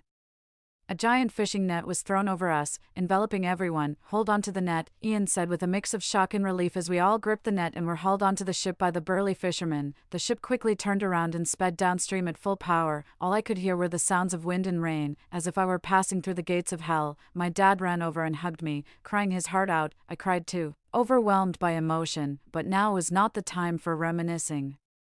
The boatman shouted, "Get ready, we're approaching Wunyang Mountain's cableway soon, everyone jump onto the lift, and the people above will pull us up." Wunyang Mountain was now very close. It rose over 2,000 meters, its base submerged in the floodwaters, perhaps by dozens of meters. The mid-mountain cableway had been converted to a manually operated system, and a large crowd on a clearing mid-mountain was shouting down at us, "A lift!" A wooden platform bound by chains that could hold more than 10 people was lowered to us. Our fishing boat crashed hastily against the mountainside, and the boatman jumped onto the lift. My dad, holding me, also leaped onto it while shouting, "Don't scramble, or it might tip over. The rest will go in the second group." The lift ascended quickly as the people at the mountain waist pulled us up with all their might. I turned my head northward. The terrifying giant wave was incredibly close. Possibly less than 1,000 meters away, I could smell the foul mist. My face stung painfully. "Hurry, lower it." We jumped onto the mountain waist, and the lift was lowered again. The second group of people all jumped on, shouting urgently to be pulled up. With a thunderous roar, the floodwaters were only a few thousand meters away, the scent of death filling our mouths. I helped pull the chains. Seeing Ian on the lift embracing children and women, everyone at the mountain waist joined in. Dozens of people pulling the lift up together. With a thud, majestic Wunyang Mountain trembled as the floodwaters slammed against it. The fishing boat was instantly wrecked, countless steps were washed away, and an area of over 100 meters was submerged. Breathless, I exchanged glances with Ian, who wiped off his sweat, looked back at the rising floodwaters, and then at me, laughing out loud. That scared the life out of me. "Oh my goodness," I laughed too and playfully punched him. After the ordeal, we finally made it up Wunyang Mountain. The mountain waist was 1,000 meters high, and currently, the flood had only submerged 100 meters, so we were quite safe. However, the heavy rain was relentless, soaking the entire mountain, and many people fell ill, huddling and shivering in caves. My dad led us into a temporarily dead cave which was also damp, but it had a fire, providing us with some warmth. I saw my mom, who hugged me and cried non-stop, making me tear up once again. "Don't cry anymore, we are absolutely safe now. There's plenty of food on the mountain, only a shortage of medicine, so try not to get wet and sick." My dad advised us. There were many survivors on the mountain, a few hundred people, mostly from nearby villages, who had brought a lot of food, but unfortunately, not much medicine. Falling ill was still a major concern. Ian expressed his gratitude. "Thank you, Uncle, it's such a pity about your boat." The flooding was so severe that I didn't dare to venture out anymore. It was only my unwavering determination to rescue my daughter that gave me the courage to drive to the city center, my father said, scratching his head and teasingly glancing at me. "Mabel, your boyfriend is quite handsome." I felt immediately embarrassed. "What boyfriend?" Ian just looked at me and smiled, saying nothing. After that, we settled down. As long as we didn't fall ill, it was still very safe on Mount Wunyang, but the situation outside was getting worse. The torrential rain had persisted for a month, submerging hundreds of meters of Mount Wunyang, and the entire Jade City had vanished. Standing at the entrance of the cave, I looked out into the distance and saw nothing but an endless expanse of water. The floodwaters relentlessly swept away corpse after corpse into the distance. It was a veritable hell on earth. Later, the rain stopped for 3 days, but it was of no use to us. We couldn't go out to find any supplies since everything was submerged. We could only take advantage of the rain's pause to clean up our dwelling, bury the deceased, or redistribute the food. We really had a lot of food. Bags of rice were piled up in the driest cave, along with floors covered in corn and potatoes, and even densely hung cured meats. I had to admire those villagers. They were incredible, likely having moved entire villages' worth of supplies up the mountain. 3 months later, the vegetation on the mountainside had died, and the mid-slope had turned into a sea. The rain had stopped, this time for a week. Ian and I thought the disaster was over, but a week later, it started to rain again. 6 months in, the rain hadn't stopped but had lessened significantly. The sky was much clearer. I was pleasantly surprised and had a bold idea. The rain is lighter, it might really be clearing up. I didn't expect the rain to stop because that was just a brief respite. I was hopeful because this decrease was an unprecedented variable. Ian, deep in thought, ran out to collect rainwater and quickly got soaked, but compared to before, the rain was indeed much lighter. 8 months in, only a light rain remained. It was like the drizzly weather in March. and occasionally we could see sunlight during the day. As for Mount Wunyang, after being submerged up to the mid-slope, the floodwaters didn't rise much further. My father and others went to check the mountainside and returned overjoyed, saying, "The floodwaters seem to be receding. It's shallower than yesterday. Even a little shallower was an exciting hope." We were all delighted. After that, the floodwaters noticeably began to recede, and the rainfall continued to diminish. By the 10th month, there were only 2 to 3 hours of light rain each day, and the floodwaters had receded at least 300 meters. We ran to the mountaintop to view Jade City and saw some rooftops, mostly decayed, but seeing the light of day again. All of us who had escaped from Jade City hugged each other and cried. 2 months later, the rain completely stopped, and the sunlight shone through the mist, illuminating the summit of Mount Wunyang and us. The survivors shouted and cried, welcoming the sunlight. Overwhelmed with emotion, Ian and I looked at each other, our eyes red. He hugged me, offering silent comfort. Days later, as most of the buildings in Jade City emerged from the water, several small black dots appeared in the distant sky, approaching from afar, military helicopters. Everyone waved their hands and shouted frantically, excited like children under the rising sun. As I laughed through my tears, I glanced around, at the woman holding her daughter, at the physicist leaning on his cane, at Jasper adjusting his glasses, and at the twin brothers holding hands and jumping around. I thought to myself, how wonderful this all is. Ian was looking at me, so I asked him what he was looking at. He sighed and said, "This is really wonderful." What a fool, but truly, it is wonderful indeed. The day before the apocalypse, my best friend was reborn. She betrayed me, had an affair with my boyfriend, and tried to take control of the resources, but what she didn't know was that in the previous life, the person who had the resources and the space was me, sitting in the university cafeteria, watching the bustling food service counter. I could hardly believe it. Had I been reborn? Just a moment ago, I was with my team searching for equipment in a hospital with a danger level of S. When a mutated zombie attacked me, I was about to be killed by the zombie, but in a blink of an eye, I was back at the university. I stared blankly, took a deep breath, and calmed the exhilaration in my heart.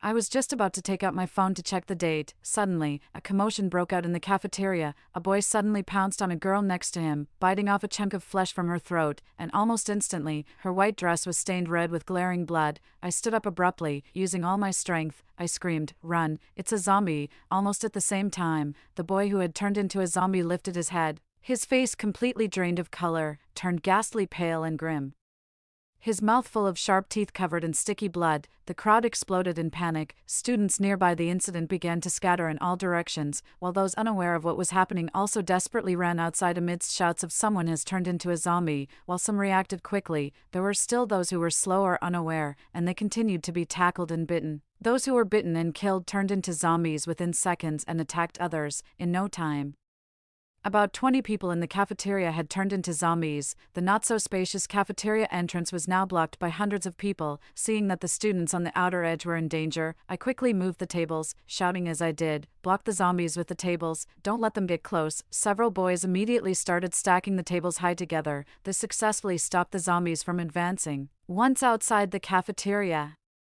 the crowd dispersed towards the nearest dormitories. I ran nonstop back to dormitory 501 and locked the door. My roommate Rachel was unaware of what had happened outside. Hearing the noise downstairs, she asked, "What's all the noise about?" Seeing Rachel again, my eyes momentarily filled with tears. This girl had died for me. In the 5th year of the apocalypse, I pushed aside my emotions and told Rachel, "A biohazard has broken out. There are zombies everywhere outside." Rachel shrank back.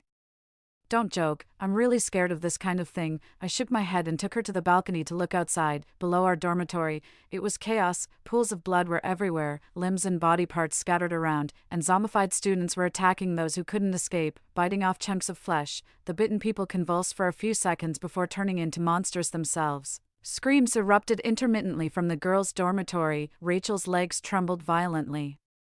I supported her. "Don't be afraid, we are safe for now." Rachel shakily sat back on her bed, trying to call her family, but the phone didn't connect. After a while, with a tearful voice, she asked, "What about Truda and Pandora? They haven't come back yet." In the previous life, both of them had met grim fates. I advised Rachel, "We can't worry about them right now. Our priority is to survive." Rachel snapped back to reality, hurriedly changed into light clothes, and started packing essential supplies. I closed my eyes pretending to rest, but in reality, I was verifying something. Indeed, just like in my previous life, the mustard seed space in my mind has appeared again. It's as big as 4 or 5 soccer fields. Whenever I touch something, I can instantly transfer real objects into this space. Even more fortunate, the supplies I had stockpiled in my previous life are still there. With these, I feel more confident about surviving. Suddenly, a scramble of footsteps and cries for help came from the hallway. Then, the sound of keys jostling in a door lock followed. "Quick, open the door, let us in." It was Truda's voice. The door was locked from the inside. She couldn't enter. Rachel moved to open the door, but I stopped her. Looking through the peephole, I clearly saw Truda standing at the door with 2 unfamiliar men. Dark blood was oozing from a wound on Truda's arm. She had been bitten and would soon turn into a zombie. I solemnly shook my head at Rachel, gesturing for her to notice Truda's arm. Rachel covered her mouth and whispered, "Is she infected?" I silently nodded. In my previous life, after Truda turned into a zombie, we managed to push her out of the dorm in time, but the danger did not end there. The men Truda brought were not good people. They were thugs she met outside of school. During the 3 days we were together, they depleted our already scarce food supply and even harbored monstrous intentions towards us. Eventually, Rachel and I escaped the dorm, narrowly surviving. This time, I would never let them in again. Seeing that no one was opening the door, the 2 men began to kick it. The thin door panel couldn't withstand their kicks. I quickly figured out a way to deal with them, mimicking the howl of a zombie roar. As I howled, I pounded on the door. Sure enough, the noise outside abruptly stopped. Then, hurried footsteps faded away as the group likely ran off. Rachel covered her face and started crying. I knew how devastating it was to watch a classmate turn into a monster. But after living through the apocalypse for 10 years, I had witnessed such scenes too many times. And my heart had turned cold and hard. I was contemplating how to escape when suddenly I heard the door of dormitory 502 next door open. A girl came out, shouting, "Truda, why are you running? And who are these boys? Are they here for a room check?" My heart skipped a beat. Through the peephole, I saw Audrey from my department standing at the door of 502, waving in the corridor. Then, Truda and the 2 men who had initially run off came running back. I hurriedly shouted through the door gap, "Get back to your dorm, don't get close to Truda, she's been bitten by a zombie." But it was too late. The 2 men ran into room 502 first. Just as Truda was about to step through the door, she heard my voice and paused. The next second, she was furiously enraged. "Eunice, you bitch, are you pretending to be a zombie so you won't let me into the dorm?" I deliberately slowed my speech, drawing Truda's attention. "You've been bitten. You'll soon turn into a zombie." "I'm just doing this to protect myself." Truda's face turned pale. If Audrey was smart enough, this moment would have been enough for her to escape, but she paid no attention to the wound on Truda's arm. Instead, she frowned and said, "What zombie? It's not Halloween. Are you guys playing cosplay?" She was completely unaware of what had happened downstairs. Through the peephole, I saw abnormal veins burst forth on Truda's face. She was about to turn into a zombie. I yelled, "Watch your back." Audrey rolled her eyes and said, "Stop playing," holding Truda's hand. I was about to enter the dormitory. What greeted her was a sudden bang. The door to room 502 slammed shut violently. Audrey was startled and quickly went to knock on the door. "What are you doing? Open up." Behind her, Truda was undergoing a terrifying transformation. Her zombification was rapid. Just seconds ago her complexion was purplish. And seconds later, her body seemed to accelerate in decay, oozing a foul, thick saliva from her mouth. She sniffed the air a few times, quickly locking onto Audrey. Audrey finally realized something was wrong. She turned around in horror, coming face to face with the zombified Truda. The scream was still stuck in her throat. The next second, Truda grabbed her neck and bit down hard. With a rip, blood sprayed. From the peephole, Rachel saw the scene outside and collapsed to the ground, covering her mouth tightly to prevent herself from screaming. I gritted my teeth, forcing myself to calm down. Just then, my phone rang abruptly. A glance at the screen showed the caller. "Noah, is it him?" I answered the call. "Hello." On the other end, Noah's voice was surprisingly cheerful. "Eunice, where are you?" "In the dorm, outside. There are monsters eating people. The dorm isn't safe. Hurry to the school entrance. I have a car, and you can come with me to the safe zone." Listening to Noah, a strange feeling surged in my heart. Noah is my boyfriend. In the last life, he, like me, was stuck in the dorm for 3 days until hunger forced him out, and that's how we met by chance and were rescued by the passing army to the northwest safe area. This life, how could he be outside the school, and how would he know where the safe zone is? Suddenly, a woman's scream came through the phone. "Noah, zombies are closing in. We can't wait any longer." The voice was soft and familiar. "Pandora." I quickly made up my mind and said into the phone, Wait for me 5 minutes. I grabbed Rachel, took the prepared supplies, and quietly opened the door to check. Fortunately, the zombies in the hallway were distracted by the broadcast from the other side of the dorm building, greatly facilitating our escape. Just as we opened the door to room 502 across the way also opened. What a coincidence. The moment our eyes met those of the two opposite us, I clearly saw the glaring malice in their eyes. Clearly. They were still holding a grudge about the earlier incident. Be careful, I whispered to Rachel. She subtly nodded, without making a sound. We all rushed silently downstairs. There were more zombies outside the dorm building than inside. Just as we reached the ground floor, about a dozen zombies staggered towards us. Run, I shouted. Rachel and I sprinted, quickly spotting the black SUV parked by the roadside. However, just as we were only 10 meters from the school gate, dozens of zombies suddenly surged around the corner, instinctively reaching for Rachel's hand. I grasped at air, whipping my head around. I was met with a sight that enraged me. A man from room 502 was grabbing Rachel's backpack, violently throwing her to the ground. Rachel, I lunged toward her. Behind us, a wave of zombies surged forward. A ghastly purple hand reached for Rachel's ankle, its black nails sharp and pointed. I drew my dagger and swiftly severed the hand, quickly pulling Rachel to her feet and sprinting forward with her in tow. Ahead, two figures were about to escape the school. I pulled out a dart from my bag and with a flick of my wrist, struck their calves. Their screams echoed as they fell to the ground. Rachel and I dashed through the school gates at breakneck speed. Behind us, layers of zombies flooded toward the fallen men, quickly overwhelming them. Noah, who had been waiting, hurriedly opened the car door and Rachel and I jumped in. The door slammed shut and the RV shot forward like an arrow released from its bow. I calmed my racing heart and took a deep breath, then began to carefully observe the others in the vehicle. Besides Rachel and me, there were 3 men and 1 woman. One was my boyfriend Noah, and another was my roommate Pandora. The other 2 were familiar faces. They were Pandora's backup options, Benjamin and Amber. I glanced around the RV. It was well stocked with food, medical supplies, and other necessities. The strangeness of the situation deepened. I nonchalantly asked, Noah, where did this car come from? Before Noah could answer, Benjamin, backup number 1, glanced at me with a self-satisfied look and said, Pandora rented it. You really should thank her for your rescue. Thank her. In the recent call, Pandora was urging Noah to leave quickly. Clearly, she had no intention of saving me and Rachel. I pressed further. Then how did you know where the safe zone was? Benjamin obviously disliked my tone. In his eyes, I should be grateful to Pandora. He frowned and turned away. Noah took over the conversation. Pandora's cousin works in the military. He shared the information with her. He glanced outside at the horrific zombies, his expression grave. At first, I didn't believe it, didn't think zombies could be real. Pandora has a cousin in the military. I hadn't heard that in my previous life. Moreover, the apocalypse had struck suddenly, with no forewarning. Noah then gestured to the supplies in the car. Pandora stocked up on these early this morning. Stocking up early. She must have been sure the apocalypse was coming. I just responded with an "oh," then asked, how did you and Pandora meet up? Noah paused, his expression uneasy. Pandora sneaked a glance at him and said, we just bumped into each other this morning. I remained noncommittal. I took a closer look at Noah and noticed 2 strawberry marks on his neck. Pandora was wearing a high-collared sportswear, zipped up to the top, but I could just make out some red marks below her neck. What had transpired between them was clear. In my previous life, they did have interactions.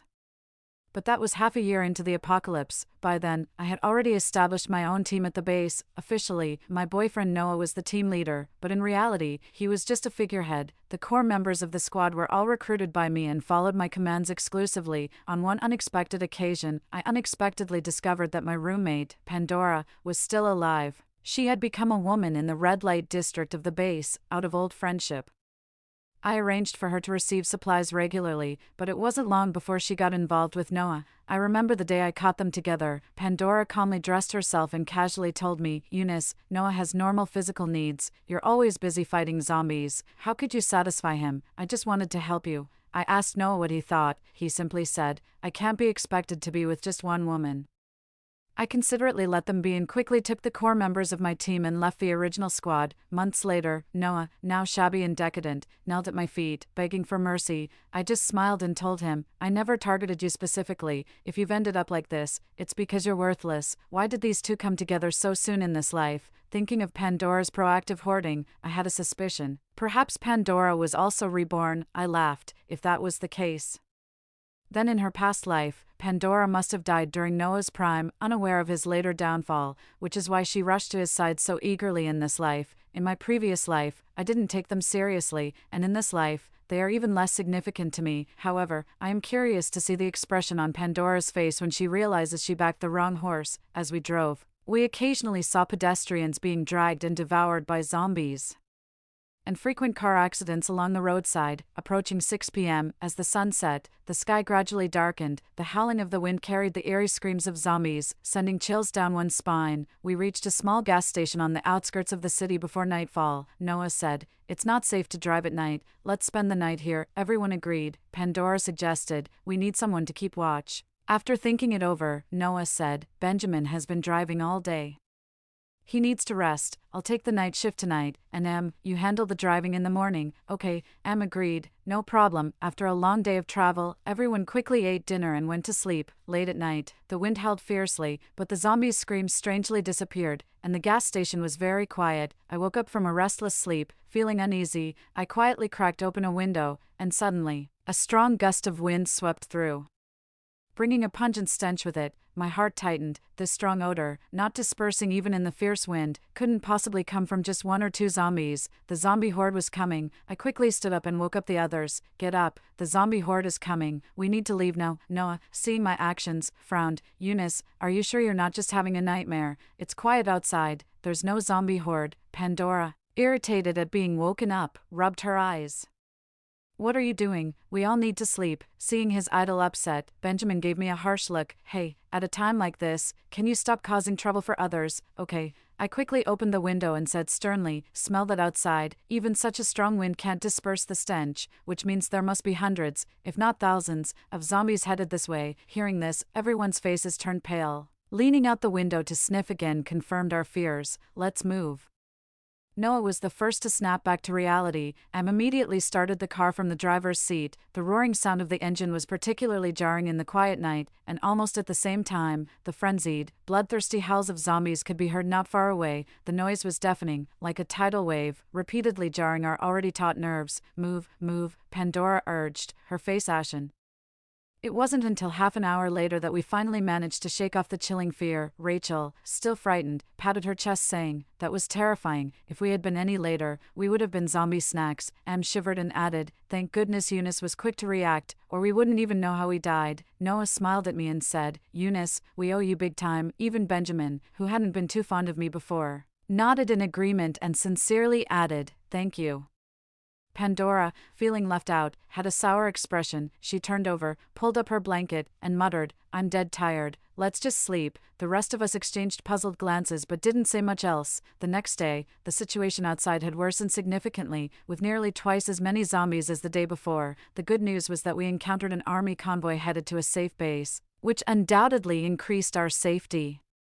The bad news came around 4 in the afternoon when our convoy got stuck on a bridge, trapped behind hundreds of meters of traffic jam. "Damn," Benjamin cursed loudly. "How long do we have to wait before we can move?" Everyone in the car was restless. Rachel shared some information she had gathered. "There's not only zombies up ahead but also a car accident blocking the road. The army needs to clear the zombies first and then the road. It might take a while before we can proceed." Since convoys tend to attract zombies, getting surrounded would spell disaster. Therefore, the military opted not to use firearms to avoid drawing even more zombies, relying instead on melee weapons, which made clearing them slower. Suddenly, a frantic honking started from the back of the line. Honk. Almost simultaneously, several more vehicles began honking. The sound of honk, honk, honk filled the air. Drivers began to panic. Who the hell is so brainless, honking at this time? Do they want to attract zombies? Idiots, stop honking. My heart sank. Honking was known to attract zombies, a basic survival knowledge. A single car honking could be a mistake or an emergency inside the vehicle, but several cars honking together, that indicated something serious. Something had definitely gone wrong at the back. I ran out of the RV and looked towards the end of the convoy, where I saw people climbing on top of their vehicles, screaming in terror, through the howling wind. The fragmented cries reached us. "The zombie horde is coming." The zombie horde was coming, and the road ahead was still not clear. We couldn't stay with the convoy. I quickly climbed onto a nearby car and stood on its roof to look back. The horde of zombies stretched as far as the eye could see. They were only a few hundred meters from the convoy. The military immediately arranged for firepower support in the rear, and the relentless rattling of machine guns filled the air. When we were caught in a pincer attack, there was no longer any concern about attracting more zombies, but the real problem was that we were on a bridge. The army couldn't use powerful explosives for fear of destroying the bridge, which would spell doom for everyone. Moreover, the effectiveness of the machine guns, which were limited in number, against the zombies was minimal. After the firepower attack, not only did the number of zombies not decrease, but it actually increased. The loud noises and the scent of blood drew an unending stream of zombies onto the bridge, ahead of the convoy. Although there were fewer zombies, the road was completely blocked by overturned and skewed vehicles, making it impassable for the convoy. Humanity was trapped in the middle, with no way forward or back. Rachel's face had turned pale with fear. Eunice, what do we do now? I had a helicopter in my space, which could whisk Rachel and me away, but what about the people trapped on the road? They were certain to die. As the zombie horde drew closer, I quickly devised a plan in my mind. I had an idea. I dashed towards the direction of the military, shouting as I ran, "Block the zombies with the vehicles, then blow up the bridge railings." Almost as soon as I finished speaking, a soldier who looked like an officer responded immediately, "Good idea." His voice sounded familiar, and when I looked up, it was Oliver. He was Alan's nephew, the man in charge at the Northwest base, and the next in line to lead. Understanding my intent, Oliver quickly directed a group of soldiers into action. Dozens of vehicles were commandeered by about a dozen soldiers, lined up tightly to block the road completely. The vehicles were arranged bumper to prevent the zombies from breaking through. At the same time, the demolition experts quickly prepared their explosives. With a loud bang, a section of the railing was blown apart. By the time we finished, the zombie horde was upon us. The dense crowd of zombies pushed forward and, as expected, began falling off the bridge through the broken railings. Seeing this, I breathed a long sigh of relief. We were saved. The zombie onslaught lasted for half an hour, and it wasn't until the last few zombies were headshot by the military that it finally ended. Those who had narrowly escaped death cheered with tears streaming down their faces. Some knelt and cowed out on the ground, while others embraced and wept together. When I returned to the RV, I noticed that everyone's gaze was particularly intense. Well, everyone except Pandora. Rachel was so excited she was nearly bursting. She hugged me tightly. "Eunice, you are incredible. You saved everyone. You saved so many people." Amber, with sparkling eyes, asked me, "Eunice, how did you come up with that idea?" I pondered for a few seconds and replied, "Probably watched too many apocalypse-themed movies. Just applied what I've seen." Benjamin came over, smacking his forehead. "I like those too. How did I not think of that?" Rachel pushed Benjamin playfully, laughing. "You're not as smart as Eunice. Actually, the idea wasn't that complex, and with Oliver's capabilities, he would have thought of it eventually. Otherwise, he wouldn't have been able to make it back to the base alive in his previous life. I just happened to speak up first." Pandora, who had been sulking since getting in the car, finally crossed her arms impatiently and said, "Can you keep it down? The chatter is killing me." The others in the vehicle paused momentarily. The cheerful atmosphere suddenly dissipated. Benjamin asked worriedly, "Pandora, what's wrong? Are you feeling unwell?" Pandora was visibly upset but couldn't verbalize her true feelings. The thoughts of a girl are often easy to guess. "It was just jealousy." Rachel sneered. "What's wrong?" "Just feeling bad inside because she can't stand seeing others happy." Pandora snapped, "You'd better remember whose car you're in. You eat my food, use my things. What right do you have to be sarcastic with me?" Noah's expression hardened, and he stood up to say, "I asked Eunice and Rachel to come along in the car. If you have any complaints, blame me, not them." Pandora panicked and quickly explained, "Noah, I didn't mean to blame you." I laughed. "Oh, Noah," calling him so affectionately, I said, "Tell us what happened between you two on the last night before the apocalypse." Pandora's face turned pale instantly. Clearly, being exposed in front of two backups about her sordid affair was embarrassing for her. However, she soon made a choice, biting her lip. Her eyes brimming with tears, she said, "So you knew all along?" "Yes. That night I was already with Noah." A flicker of panic crossed Noah's face as he instinctively avoided my gaze. Pandora lowered her eyes, concealing the smugness in them, eagerly anticipating my reaction. "Oh," I said emotionlessly, turning to Noah and stating bluntly, "Then you're dumped." Both Noah and Pandora were stunned, their faces a picture of disbelief. Pandora stuttered, You, unable to figure out what to say next. She was ready to put on a performance, but I gave her no chance to act, leaving her feeling like she had punched into cotton, unable to vent her frustration. Noah looked at me with guilt in his eyes. "I'm sorry, Eunice, that day I quickly gestured for him to stop. Cheating is cheating. No excuses. Rachel, let's go." I called to Rachel, who was already livid, and we quickly got out of the car. "Eunice, wait for me." Rachel hurried after me, spitting behind her and cursing, "Scumbag and slut," behind us.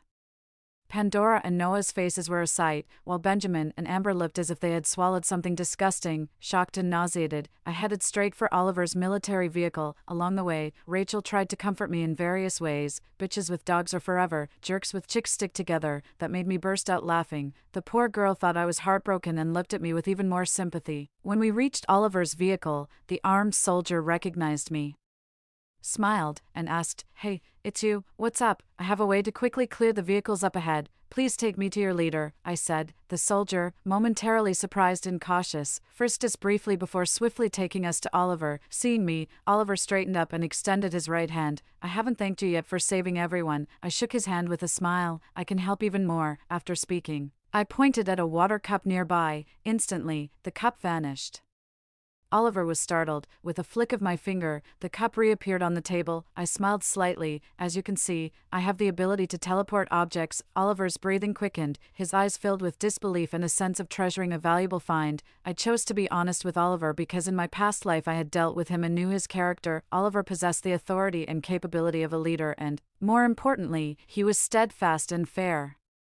Truly a leader who could bring welfare to the people. Soldiers set up canvas curtains to block the view from the rear vehicles. I collected the wrecked cars into my space and threw them off the bridge. In just a few minutes, I had cleared the road. Seeing my abilities again, Oliver looked at me with even greater eagerness. I smiled at him. "If you ever need my help in the future, just let me know." Oliver looked at me intently and said, "All right." He wasn't shy to ask for help right away. There was something he needed help with, transporting medical equipment. The military was divided into two groups, one returning to the safety base as originally planned and the other heading to Hospital A to search for equipment, and Hospital A was precisely where I had died in my previous life. I instructed the soldiers to take good care of Rachel, and then they drove directly to City A with the troops. The operation went very smoothly.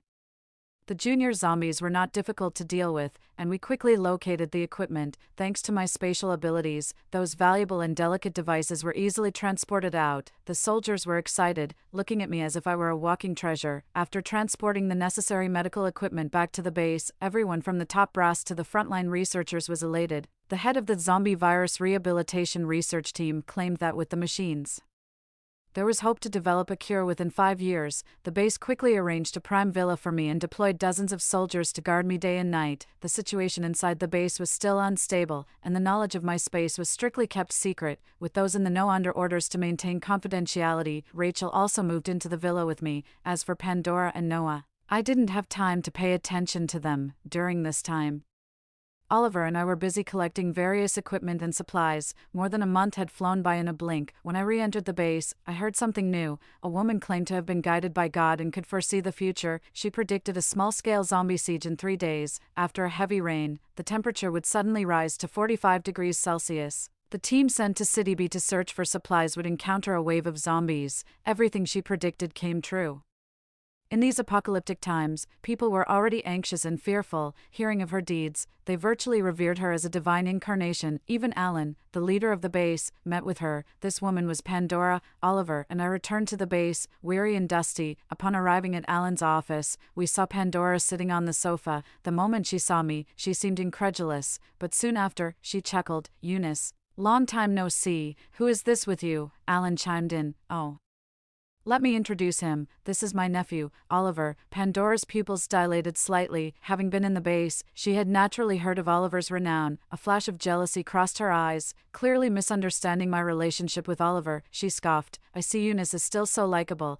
In just a few days, you found someone new." Before I could respond, a fierce look flashed in Oliver's eyes as he snapped, "Watch it." Pandora was startled. Alan's expression also changed, but he managed to keep his composure, only darkly ordering the guards, "Please escort Miss Ding out." Pandora was completely baffled, unable to comprehend why Alan, who had been quite courteous just moments ago, had suddenly turned hostile. After being thrown out of the office, she stubbornly shouted at the door, "Hey, I can foresee the future. You'll regret sending me away." Oliver looked questioningly at Alan. Alan scoffed and shook his head. "Prophecies.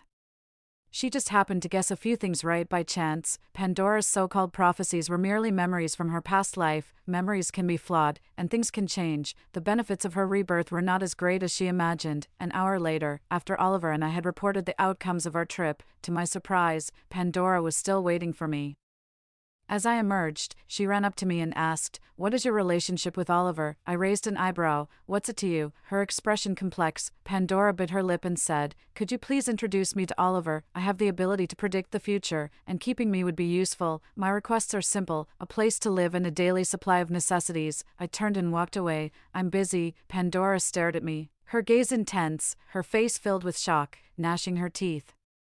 She said, "I'll make you regret this." I scoffed. "Well, I'll be waiting." The next day, Pandora prophesied to her followers that the woman by Oliver's side would bring disaster upon him. Oliver commanded great respect at the base, and many were concerned about his affairs. However, before the prophecy could spread, a man strode into the temporary room where Pandora was staying. He looked fearsome and grabbed her by the collar, slapping her twice sharply.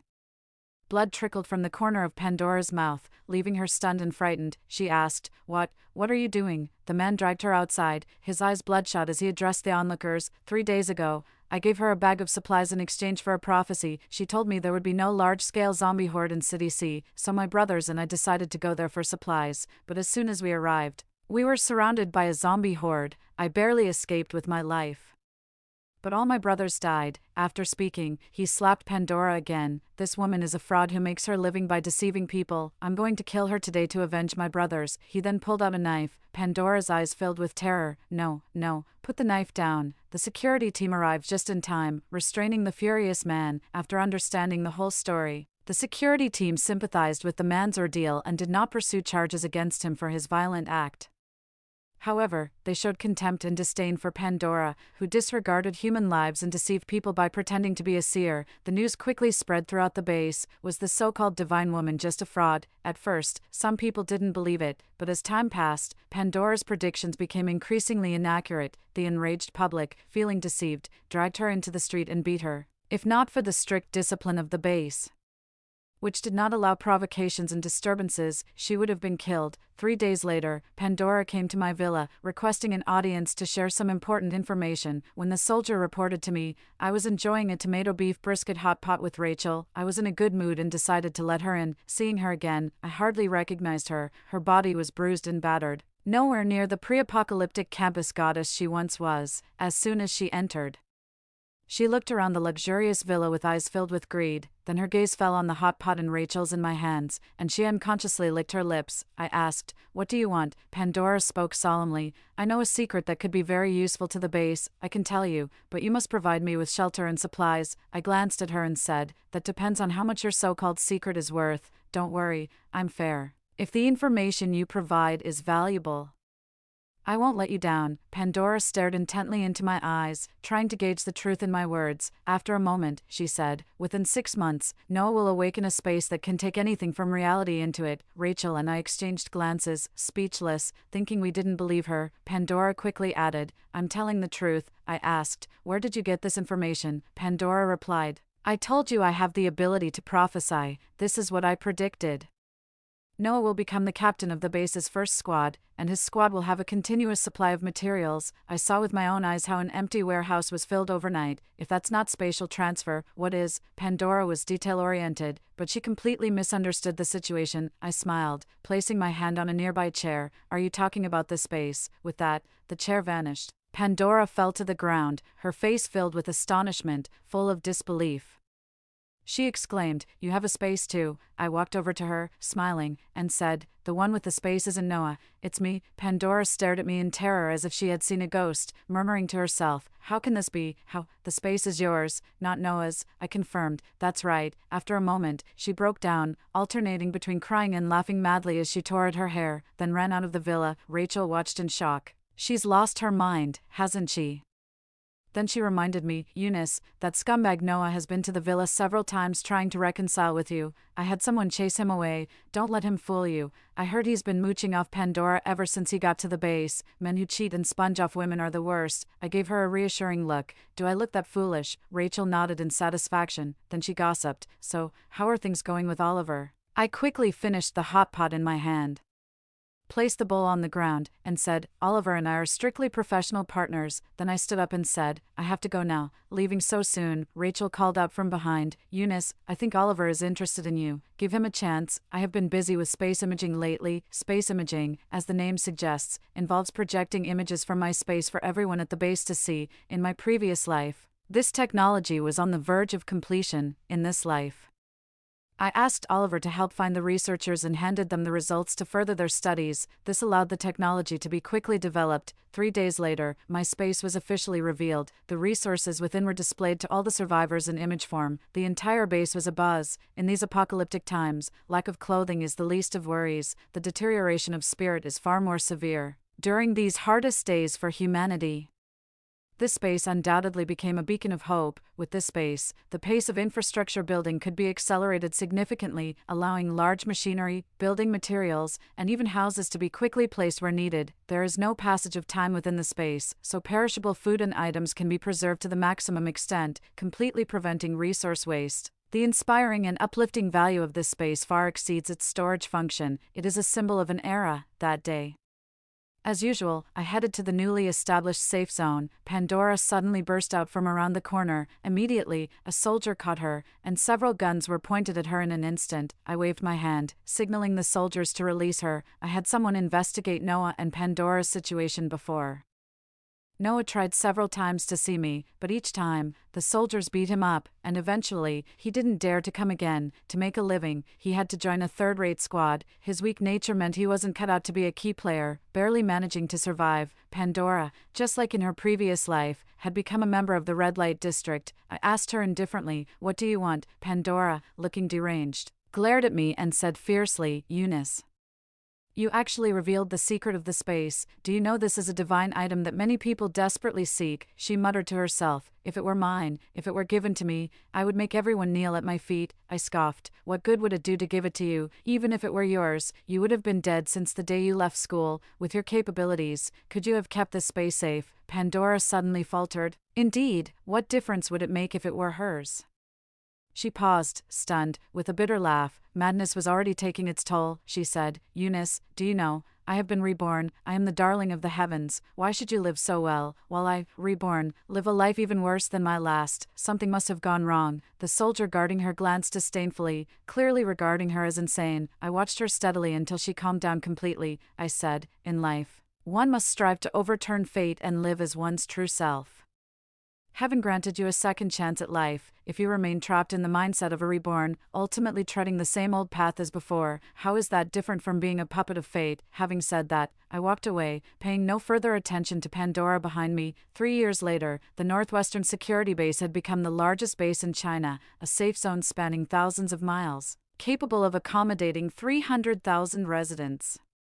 With numerous strong allies and dependents, the crumbling social order was being rebuilt. I looked beyond the base towards the distant lands. To this day, our brethren still suffer from hunger and cold, their homes reduced to barren wastelands. The journey is far from over. Being reborn into this vast world, there is much to be achieved.